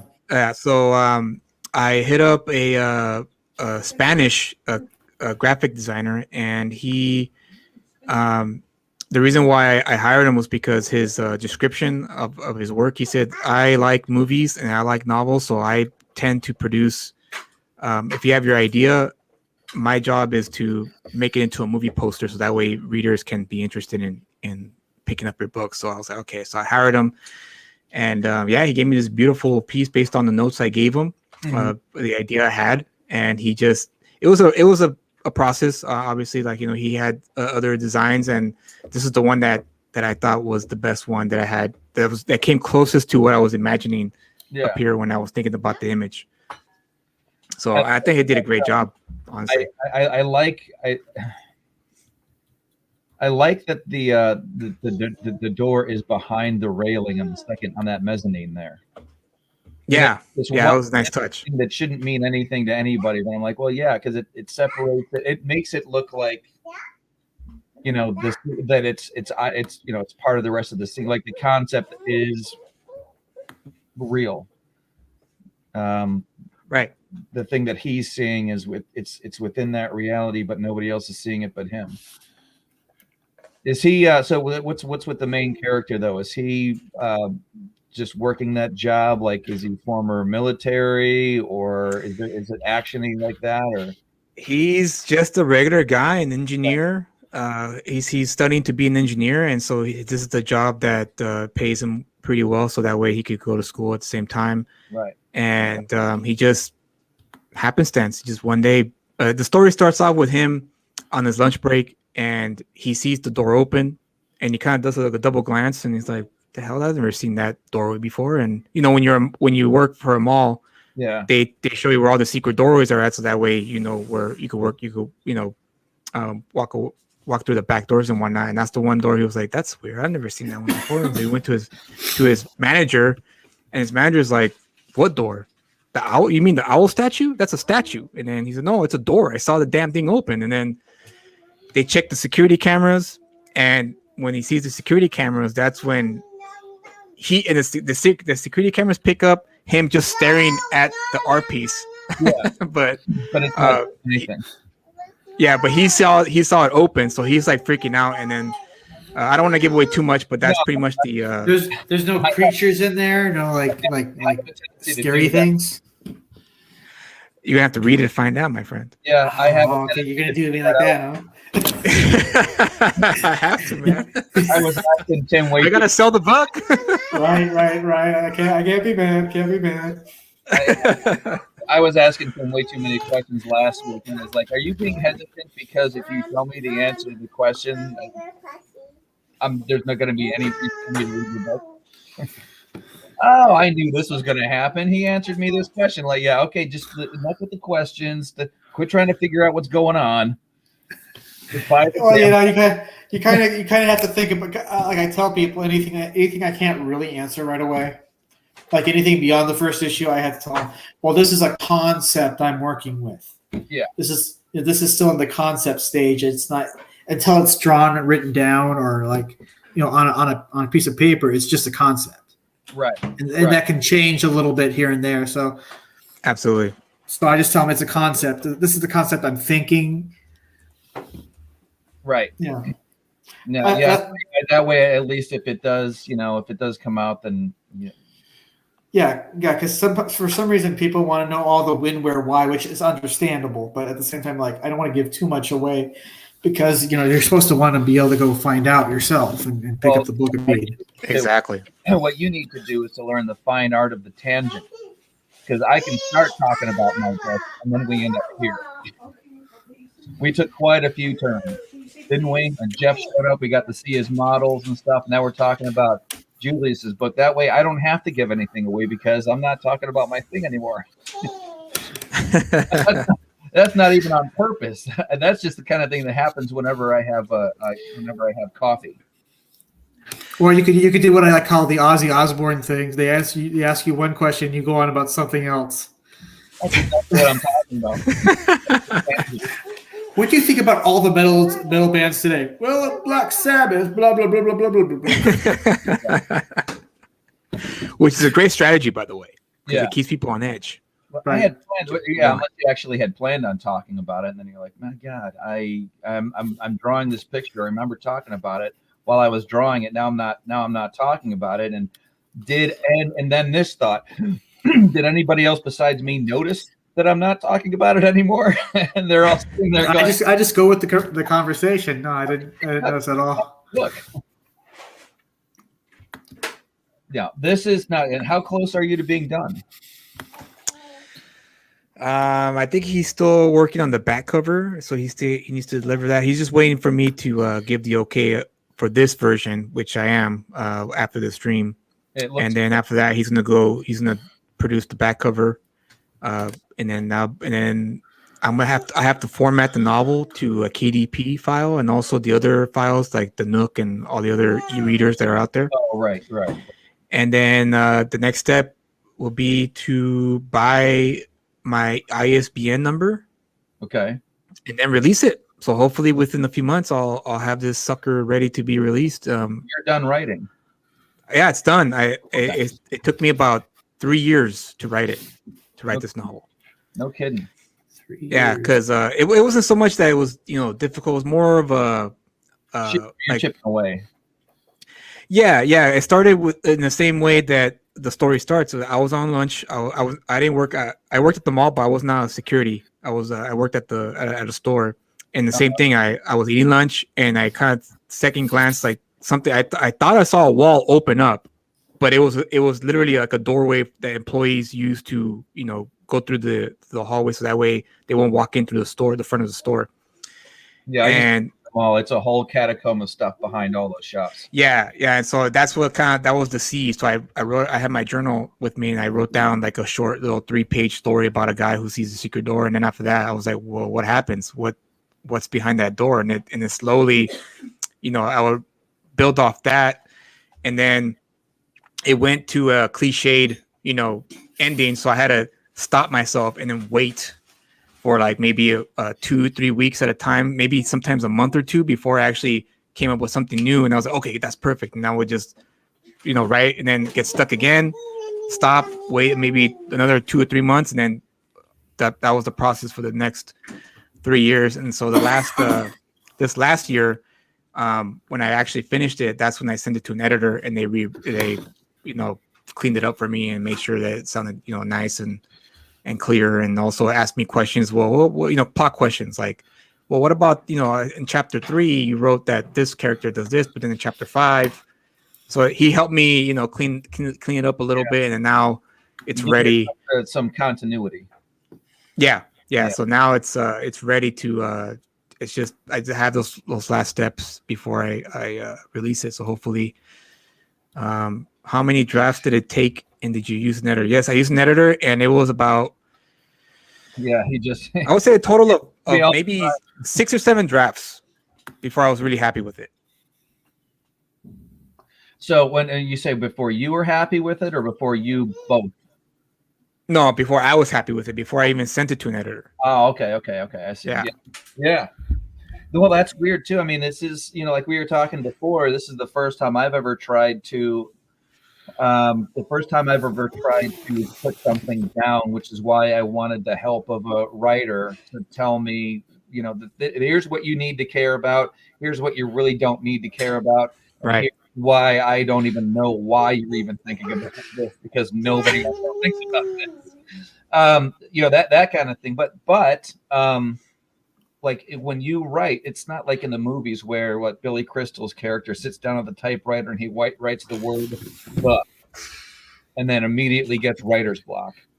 That's not how it happens. I mean, I'm assuming you don't just like sit down and start writing a story. I mean, you have You do have like an outline of basic bones or something? No, that's I love free writing, so it's very easy for me to sit down and start writing.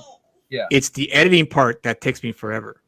That just takes a long time because I was never good at editing my own stuff. I was always good at sitting down and writing it, writing it out all, with all mistakes and everything intact. But when it came down to going back and start editing it, that was my toughest thing to do, was going back and doing that, which is the reason why it lasted me this long to write this novel. It's not even that long. It's like, I think it ended up being 145, 150 pages. Okay. And that's it. So like a novella. Yeah, it's more like a novella. Yeah, for sure. What they call a long short story. Yeah, Yeah, pretty much. It looks cool though. I mean, he's got, and I tell you what, you go to Fiverr and you find stuff and you're like, it's not that it's.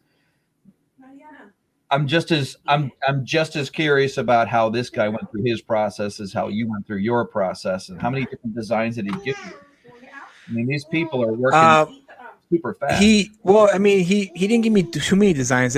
He asked me, what are you looking like? What are you picturing? And I told him a guy in the mall. Yeah. A mall security cop.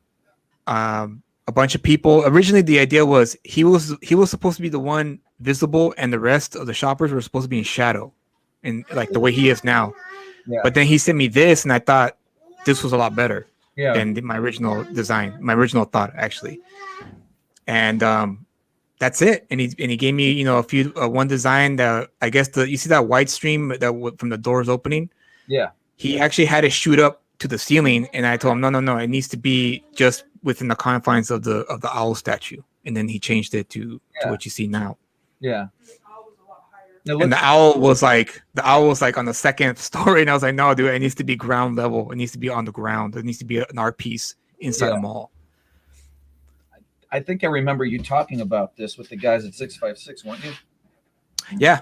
In like one of those streams where I was like, because a lot of times I think I just blunted this tip. I'll be at work, and I can't get to. There's just no opportunity to be as vocal as you'd like to be. Like join in and stuff. This looks cool though. So you think it's going to be released around? I'm hoping by May or June. Okay. Because I still have to, like I said, format the book so that way I could create the Amazon file and the other e-reader files, and just try to use all the avenues I have available to me and release it, and hopefully I get some notice with this story. It's I really am proud of the story. I took my time, and I did my research as well. So there's a lot of stuff in there that I think hopefully a lot of readers will identify with and like. And it's also a thriller as well. So it's not just it's obviously it's a thriller because you don't know what's behind you follow the character. So you're experiencing the same things that the character is experiencing, which is him going through that door and finding out what's on the other side, which is very nerve-wracking. First person narrative? No, it's not. Okay, so third person, not him talking. Yeah, actually, that was one draft. That was one of the drafts, which was first person, and then I realized it was too constricting, so I decided to change it to third person. Yeah. What do you think about Kyros's question? Is it easier to write a comic script or a novel? No, a novel, man. A novel is a lot harder for me. I don't know about anyone else, but for me, a novel is harder to write because you need to rely on your vocabulary to kind of show instead of telling, which is an art form in itself. When you write a novel with a comic script, all you have to do is just write up words for the artist to like I get that happen like something like like that movie in Ghostbusters, whatever, like Slimer, and the artist would be like, oh, I got it. Yeah, right. As opposed to me writing the creature looked like glowing green, that kind of stuff. To a picture is worth 1,000 words, and you don't have those pictures. You have to use the 1,000 words. Yeah, exactly. So I have to. It's a lot harder to write a novel for me. I know a lot of people are vary, but for me, it's a lot harder to write a novel. I prefer to write a comic script any day of the week because the artist has the one that has to kind of pick up a little bit of the slack when it comes to artistic descriptions. Yeah, and that's been the hard part for me, is to figure out those angles and what to do. In fact, when I was over at the dealership the other day, I was getting an oil change and stuff on my truck, and I brought my iPad with me because I knew I'd be bored. And I'm honestly wondering if I should just, ditch some of these layout pages, not ditch some of these layout pages, but everybody that does everything and like Procreate on the iPad, it really is a big help. In fact, I wonder if I can even find it here. All right, good job. Yeah. It was, this one. Because I mean, I've already got the pages up. I'll be able to expand. I disagree. I think it's easier to write a comic strip than a novel. I agree. It is easier for me. What am I doing? Very easy. It's I prefer. I would have preferred if Secret Door was a comic. Ooh, hey, nice. See, that's the top panel, or that's the top panel of the page. I'm starting. I think that's page 8 or 9. But that's supposed to be the car accident, So the whole time I'm there, because with Procreate, one of the things that you do if you want to get a straight line is you drag the pen across the surface, and then you hold it, and it will just make a straight line. You see that? Oh, okay, yeah. You have the Procreate. My friend brought that over one day when he bought it, and it was amazing, man. Just how convenient it is to use that thing. It is, and I'm thinking maybe it's because one of the things. Sorry if that guy's. I was just plugging my my soundboard back in. I want some of these pages to be traditional. Yeah. I need to turn this one program off. I think I'm just getting too much. I think my artist Sherwin, his laptop stopped working, so he's had to go back to doing traditional. Right. Well, I know that I want to do some of it traditionally because that would be original art that then can be sold at some point. And you should. I've got the tools to do it, but do I mix and match within the same book? And I don't know. I don't even know if it's going to matter one way or the other.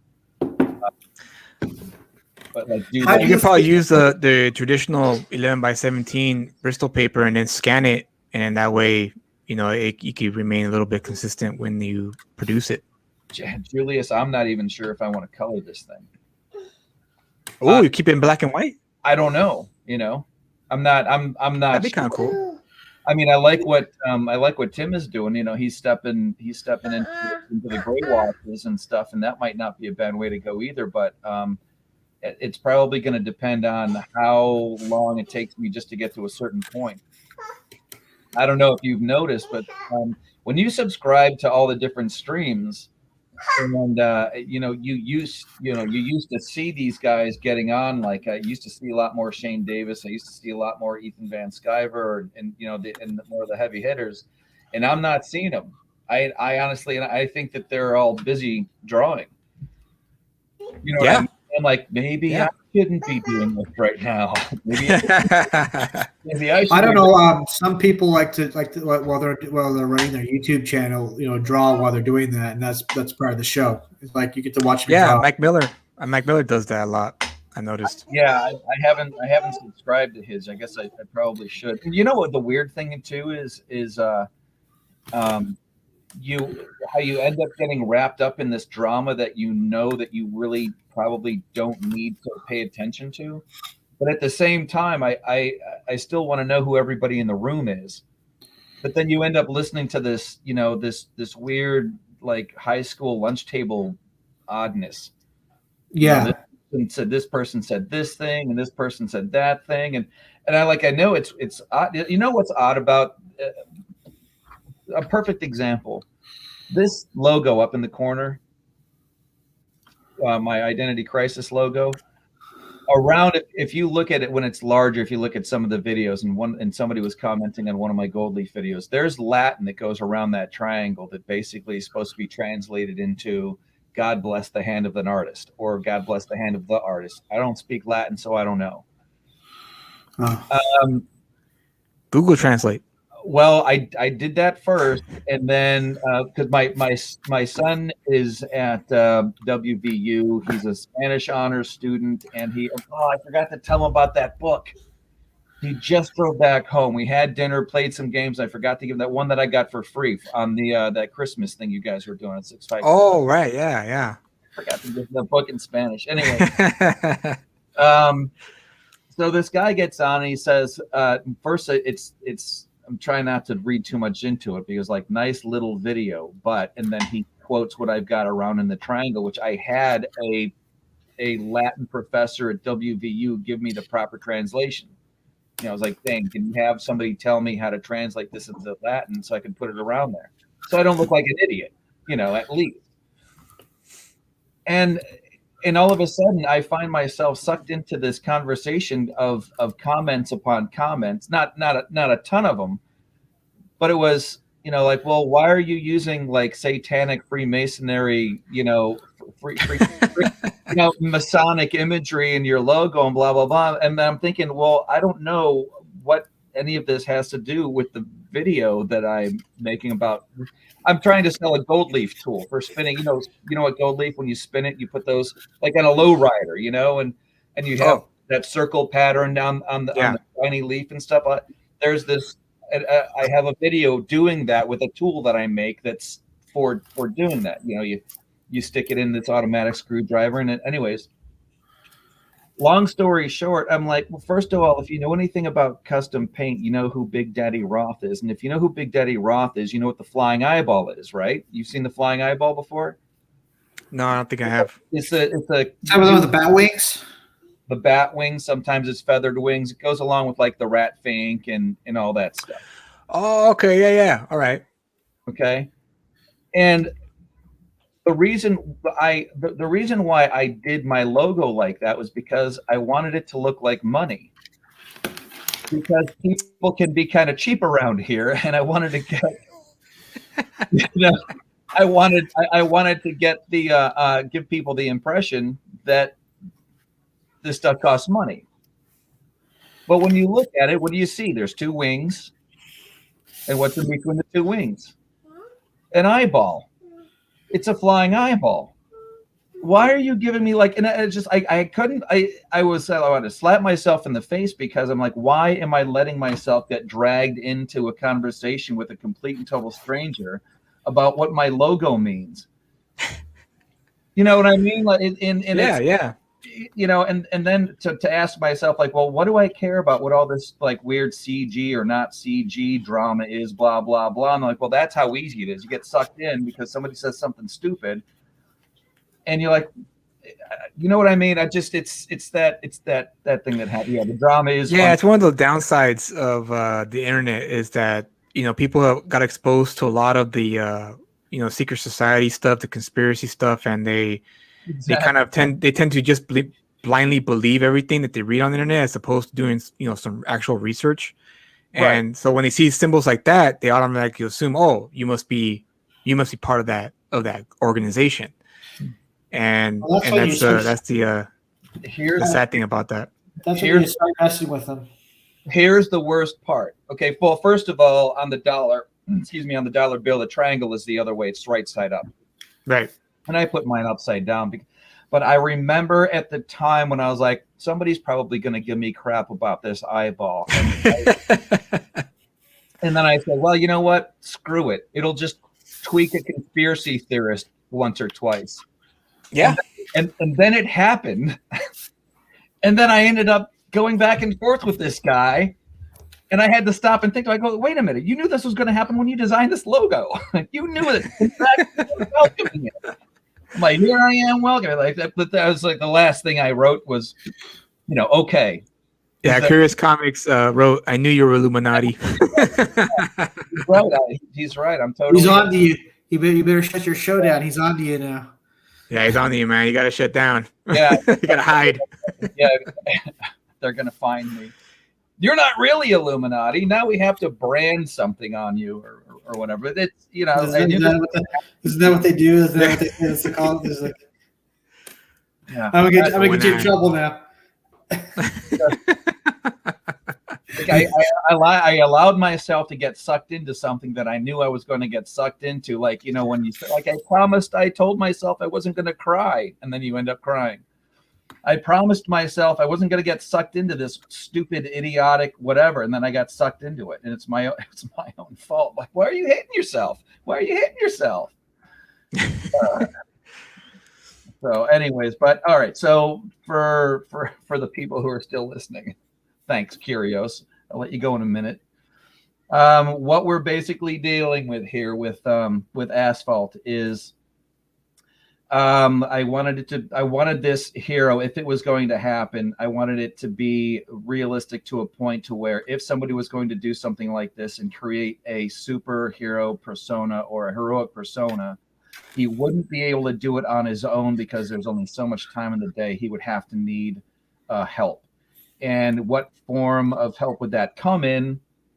Who knows? And then I was talking with a friend of a friend at a party who happens to belong to a car cruise club that would frequent, like, once a year, the one dealership that I deal with up at the Harley dealership, once a year they have this car club come out, and it's a pretty nice gig. I make a couple $100 pinstriping cars and whatever. But the one guy that I was talking to that I recognized from his car club, I was like, well, what do you do normally? He goes, well, I'm a Pittsburgh cop. And I was like, Pittsburgh cop in a car club. And then it just started me thinking about the kind of resources that you could get and the kind of secrecy that you could have if everybody was on the same page, and that my main character, who's looking for his missing daughter, was surrounded by people who were in agreement with what he was trying to do. So it has this A-team leverage kind of a thing to it. There's a there's a legal resource. There's a medical resource. There's a computer resource. One of the characters is an IT professional, and one of the characters is an EMT, and he owns a custom van. So if somebody gets banged up on the job and somebody needs like medical attention, it's not going to come in the form of an ambulance. It's going to come in the form of a custom van with those, like, diamond shaped windows in the back, one of those don't let your daughter into this van, shag carpet on the inside, a nice big bed. But when you look under the bed, it's full of morphine, and it's basically a rolling, like an ambulance. It doesn't look like an ambulance. And it's basically these cars are in disguise because they're part of this car club. Are they Transformers? No, they're not. They're just basically like the one, car clubs. And well, that's the thing. Like, well, I wanted to, in the same way that I always said to myself, because I've always been geared around fantasy and science fiction style work, I'll be able to bring something to the custom paint market that isn't normally there. And in the same way, I would be able to bring something to independent comics from the custom car and custom bike world that isn't normally there, because you see things that are centered around the heroes, or centered around a spaceship, or centered around whatever. But I've never seen anything that was centered around a car club. So not only are you trying to draw the characters consistently so that they look like themselves from one page to the next, you also have to get the cars right. It has to be a 1929 Ford Model A with a rumble seat in the back, like we were talking about. Julius hit the one computer geek. He has it's basically a rolling comm center in a restored Model T. Well, what's in the rumble seat? Well, the rumble seat is where all the hard drives and satellite link up and all that stuff is. So that's one of the members of his team. Is right. His geek.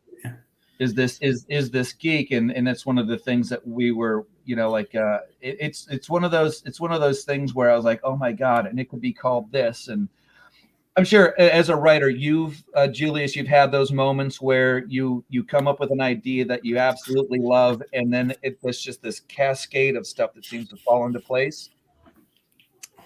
Not Before often. the opposite of Not often, but it does happen sometimes. Yeah. Right, and so it's like kind of like that, and like Curio says here is, come on, show the. Oh, he was showing the wrong thing. I like it. This Cholas. We've already. I don't know if Curios and we were talking about the last time, or if he's just guessing right. But yeah, I have to get those. Those have to be accurate too. I don't want to mess that up because I don't want any of those girls coming and finding me kicking my ass. Or do I?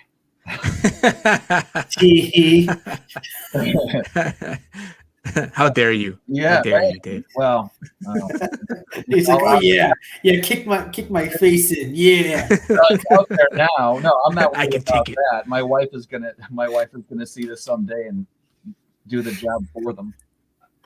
Yeah, I did talk about it before. Well, thank God. Yeah, and that's one of the other things I'm not used to either is the amount of self-promotion that you have to do. A lot of times feels like the opposite of humility.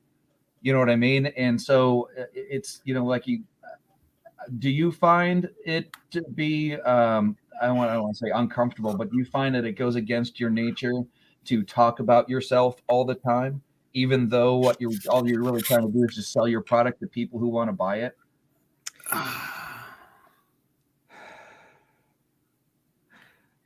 I did at first, but then I finally convinced myself that, you know what, I am selling the product. Yeah. And if I focus on the product, then it's okay, but not myself, but just the product that I'm making. Then it's fine. Then I was able to make peace with it. Right. In terms of like going on the streams, talking about, how I came up with the story and so on and so forth. And the idea of how, what sprouted the idea and that kind of thing. And, hyping up, something you worked really hard to do and you're passionate about, which is what we're doing, right? We make comics because we're passionate about it. We love them. And so we're now making our own comics, and now we have to just learn how to sell it. I worked for AT&T for a lot of years at their cell phone store. Is that and I learned a lot. I learned a lot from working there in terms of selling. I hated selling there. Don't get me wrong. I hated working there. I hated selling their product, but I did take a lot from like their training programs in terms of how to sell and how to present yourself, how to present the product that I took with me when I launched the Good Old Dragon back in I think it was May. The upselling, the shuck and jive, for one of the better. Yeah, pretty much. Yeah, and just kind of how to realize, I'm selling something, so I just gotta do it. It's part of the game. It's part of the whole deal. So I will admit, for somebody who, I do I work at a grocery store, so that is customer service. Yeah. But when you get on for me, it was nerve-wracking the first time because all of a sudden I'm like, you get on like, all right, this is gonna be easy. All of a sudden, yeah, yeah, exactly. Your little voice in your head's like, oh, looking at me. Right. You mean on stream or what you were doing at the grocery store? No, on stream. On stream, yeah. It is, but then you're like, well, all these other people are just as ugly as I am. They're all tripping over their own tongue. And you got your own little sense of ego. Like I'm making a book. This is gonna be awesome. And all of a sudden, yeah, something's not right. Eventually, you're back in middle school, high school, and everyone's just looking. Yeah, you have to present your project, and everyone's watching you, waiting for you, and you're like, "Oh crap! This is my project." Don't look at me. The whole time, don't look at me. Please let this be over. What's the name of that chick? This is why I keep IMDb up here. Is the name of that chick who plays the witch character in Scarlet Witch? And I don't mean Scarlet Witch herself. It's just this latest episode in WandaVision. She's a main character in the book. She's a main character in the book. Crap. I have no idea. She's been in a bunch of stuff though. Like if you see Ron Burgundy, Yeah. the one who says, "Yo, if you tell him to say anything, he'll say anything." And I mean anything. It's that girl. She's got a real distinct look. I put in WandaVision. I get all this stuff except for the WandaVision. What the hell is her name? There's another movie she was in about a spelling bee that Jason Bateman directed. That's not what I'm thinking. I'm thinking of I'm thinking of the one with the one called Election with Matthew Broderick and Reese Witherspoon. No, I didn't see that. Totally wrong movie. I just want to see, like, if I put in Jason Bateman. Oh, because I have it under titles. All right, that's my problem. All right, all right. I know I'm gonna get this. I'm gonna bring it around, and it's gonna happen. Bad Words. Okay. All right. Bad Words was the name of the movie. It was actually it was oddly charming and funny. Catherine Hahn. Yeah. Catherine. Never heard of her. Yeah, this I don't know if you can see it. This chick. Oh, I recognize the face. See, Okay. don't know the names, but I recognize the face. But what made me think, because you were saying, "Don't look at me, don't look at me." Her and Jason Bateman in that movie, Bad Words, have this really odd sexual relationship where they don't like each other, but they don't get anything anywhere else except for from each other. And she's always screaming at him while they're like, "Don't look at me." Don't look at me. It's like this catchphrase. You see her saying that, I'm like, where did I hear that? That movie, Bad Words. Wow, that joke's as dead as disco now. Yeah. Well, you don't ever see them doing it. You always just hear it like off panel, like from the other room. You know that they're doing something, and it's very tasteful, but it's just funny. She's like outright like angry, like no two people who interact with each other the way these two people interact with each other have any business having sex at all, but they end up doing it anyways. And she always says that, "Don't look at me." Order of the Mantis, Curios Comics is working on, planning on the pre-launch by the end of this month. That is, be able to sign up for that, right? Is that his? Is that your samurai a book here? I think you mentioned that to me months ago. Oh yeah, Yeah. That's the one where the guy has, cool. has a sword, like he's like this, right? Yeah. So I'm looking forward to that. Yeah. Definitely one I'm gonna have to spend. I was like going through my my bills today, doing my yes sir, yes air. Yes, sir. And I was like,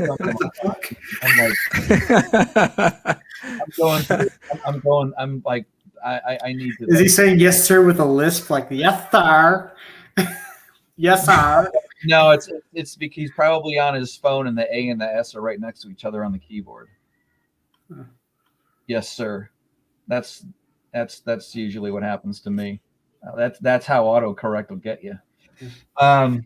But okay, so it happened again. So our main character is a master mechanic fabricator who has been in troubled home, but a talented fighter, all-state wrestler. Found that he really enjoyed it and was able to take his frustrations out and kind of center himself the way that any sport does if you got a good coach or a good sifu or sensei. So what happens is he's in trouble with the law, usually over some sort of a bar fight. He's got anger issues, and one of the guys at the police station sees the promise in his talents with mechanics and things like that, and decides to try to get the judge, instead of giving him a harsh sentence, to say, "Why don't you let me bring him in? Why don't you let me bring him in, and we can use him in the motor pool?" All right. Yeah, that's cool, man. I'm good. Either that, or maybe I'll follow you there and just hassle you. All right. Yeah, that's cool. But All right. But anyways, so what happens is he ends up meeting the guy's daughter. They fall in love, and I think that's going to be like an Ashcan story or something. I'm going to try to put it into that double page spread and see if I can cram in all of the stuff that I'm talking about now some way. So I think you should definitely make it into an Ashcan, because I think that'll be a very it'll give the character more depth, right. And the readers will identify with the character more as they read the main story that we have planned to make. Yeah, they have planned to produce. I think you think both is possible. Not to try to that way. I'm not trying to cram anything in, but at least there's some sort of a what's going on here, interest, and because by the time I go to promote the thing, I'm going to be like, all right, well, there's this Ashcan is going to explain a lot. Yeah, it should be a short little, maybe 15-page, even a 10-page short story that's like a nice little extra that comes with the final product if you do decide to go that route. Yeah, because I don't want it to be necessary to understand the story that we're writing. But yeah, it's like an extra. Yeah. Like a DVD extra, or I'm sorry, a Blu-ray extra now. I find webcomics do just the same thing. Just do a webcomic based. Oh, there you go. Do it even like that, a webcomic. Yeah, click on this link and take you to the online comic. Yeah, there's so much about this process that I have to learn about in order to make that stuff happen. And I'm still just trying to like lay out the pages. I know that I'm a long way away from getting anything concrete started. All I can do is just produce more art, lay out more pages, and chip away at it. Well, you're going down the right path, in my opinion. So just keep at it, and you'll eventually, as with more time that passes, and the more you do it, the better you'll get, the faster you'll get too. Yeah. Just like anything else. Yeah. Well, and just don't be don't go sugarcoating anything. If you see something stupid happen, say so. No, yeah. I've been meaning to get a hold to look at your layouts and like really look at it, but I've been busy with the fulfillment, and also I've been developing another story for another one-shot comic that I hope to launch soon. So yeah, because I mean, don't you have more than the one issue of the Ghetto Dragon, right? I have. I want to work with the inker who inked the Ghetto Dragon. He and I have had a really good working relationship, and cool. And I've always wanted to work with him because I like he has a very unique style. So I'm developing a story for him, so it could be like a one-shot, 32-page one-shot type of deal where it's a one and done deal. Right. And if readers like it so much, then I'll make another one, but that's not the plan right now. The plan is just to make this one and then release it, because the book 2 won't be done until December, so I have a lot of time in between to work on something else to get something off the ground. Dude, something to me, it's going to be December tomorrow.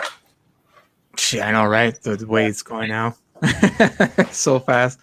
Yeah. All right, then I'm gonna step out then because I gotta go to the other stream. So me too. Thanks for having me, man. I appreciate it. It was a lot of fun. No problem. I mean, I'm gonna call it myself because I got to get up at 6, get out of here at 6:30. So that's only giving me a few hours. But I got to be consistent. I appreciate you guys both coming on, and I hope you had fun talking with Jeff. And yeah, man, it's good to meet you, Tim. Hopefully, hopefully I'll have more to show. I mean, I think he's working on, the artist said, hey, you got a cover yet? And I'm like, not yet. And he goes, well, I could do it. And I'm like, all right. He goes, but what are you gonna do when you want to color it? I go, I know someone who will color it. Nice. Yeah, just keep me posted. I think I followed you on Twitter. I'm not sure if I did or not. I think you might have. I'm pretty sure you do. Or if not, then I'll start following you, and then I'll do the same thing. I'll just retweet your campaign and make sure people know about it. There's not a campaign for the second issue yet, but the first campaign's done, and I'm putting the book together. But I'm the kind of guy that has to, as soon as the campaign's over, I got to start working on the next issue. Yeah. Does everybody here know how to get to to Melvin? Yeah, Indiegogo, right?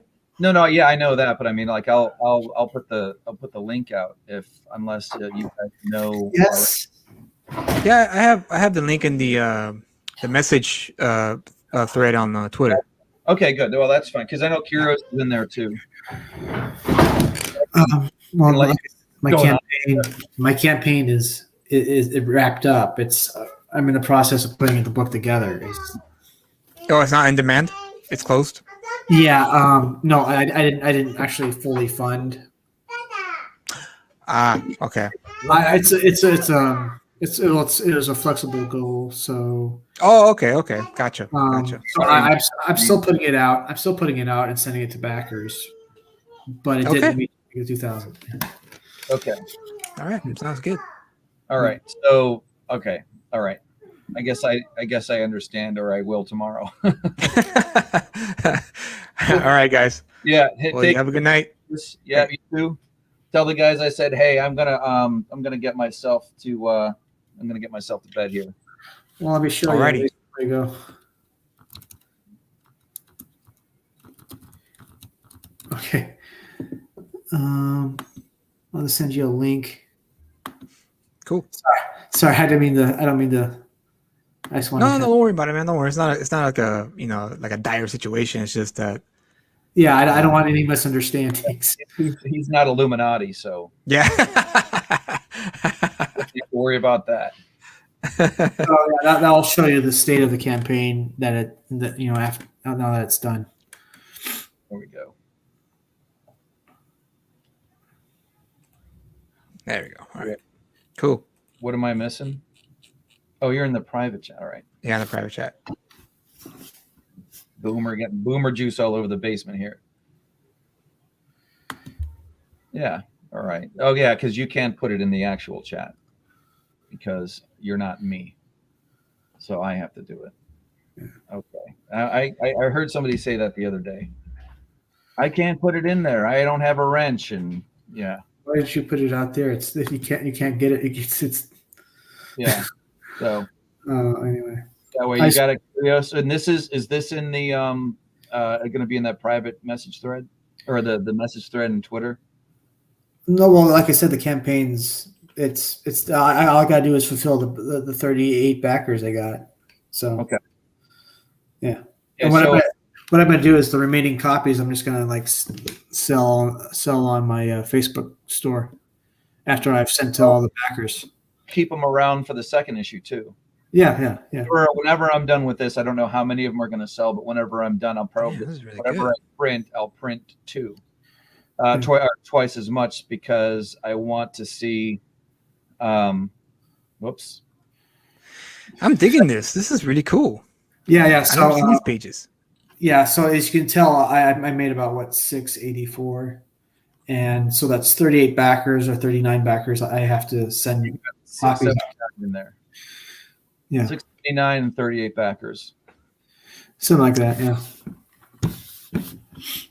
So I have to satisfy 38 people by sending out their copies, and they get their books, their buttons, their stickers, and that's the start of an audience. I don't see that as like a bad thing. It's like, okay, that's a start. There you go. That's a good way to look at it. Yeah. That's a great way to look at it.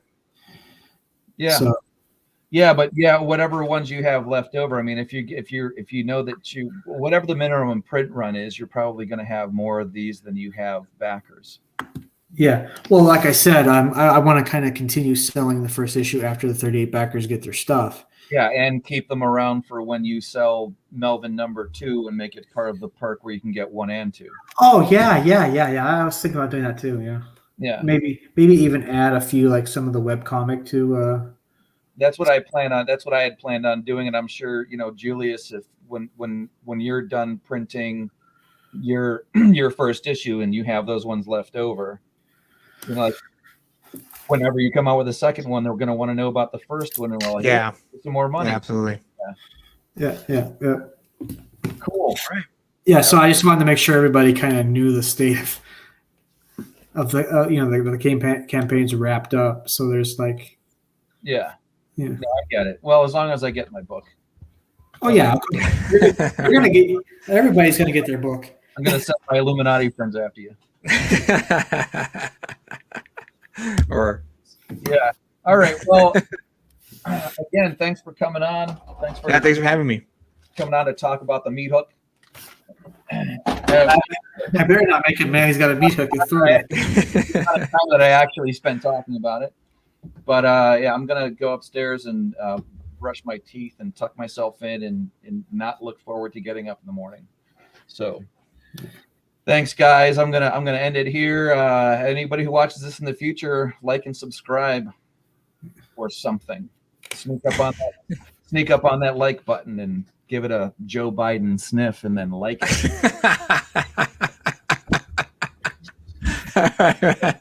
See you guys later. See you there, guys. All right, see you. Well, see you later. Take it easy.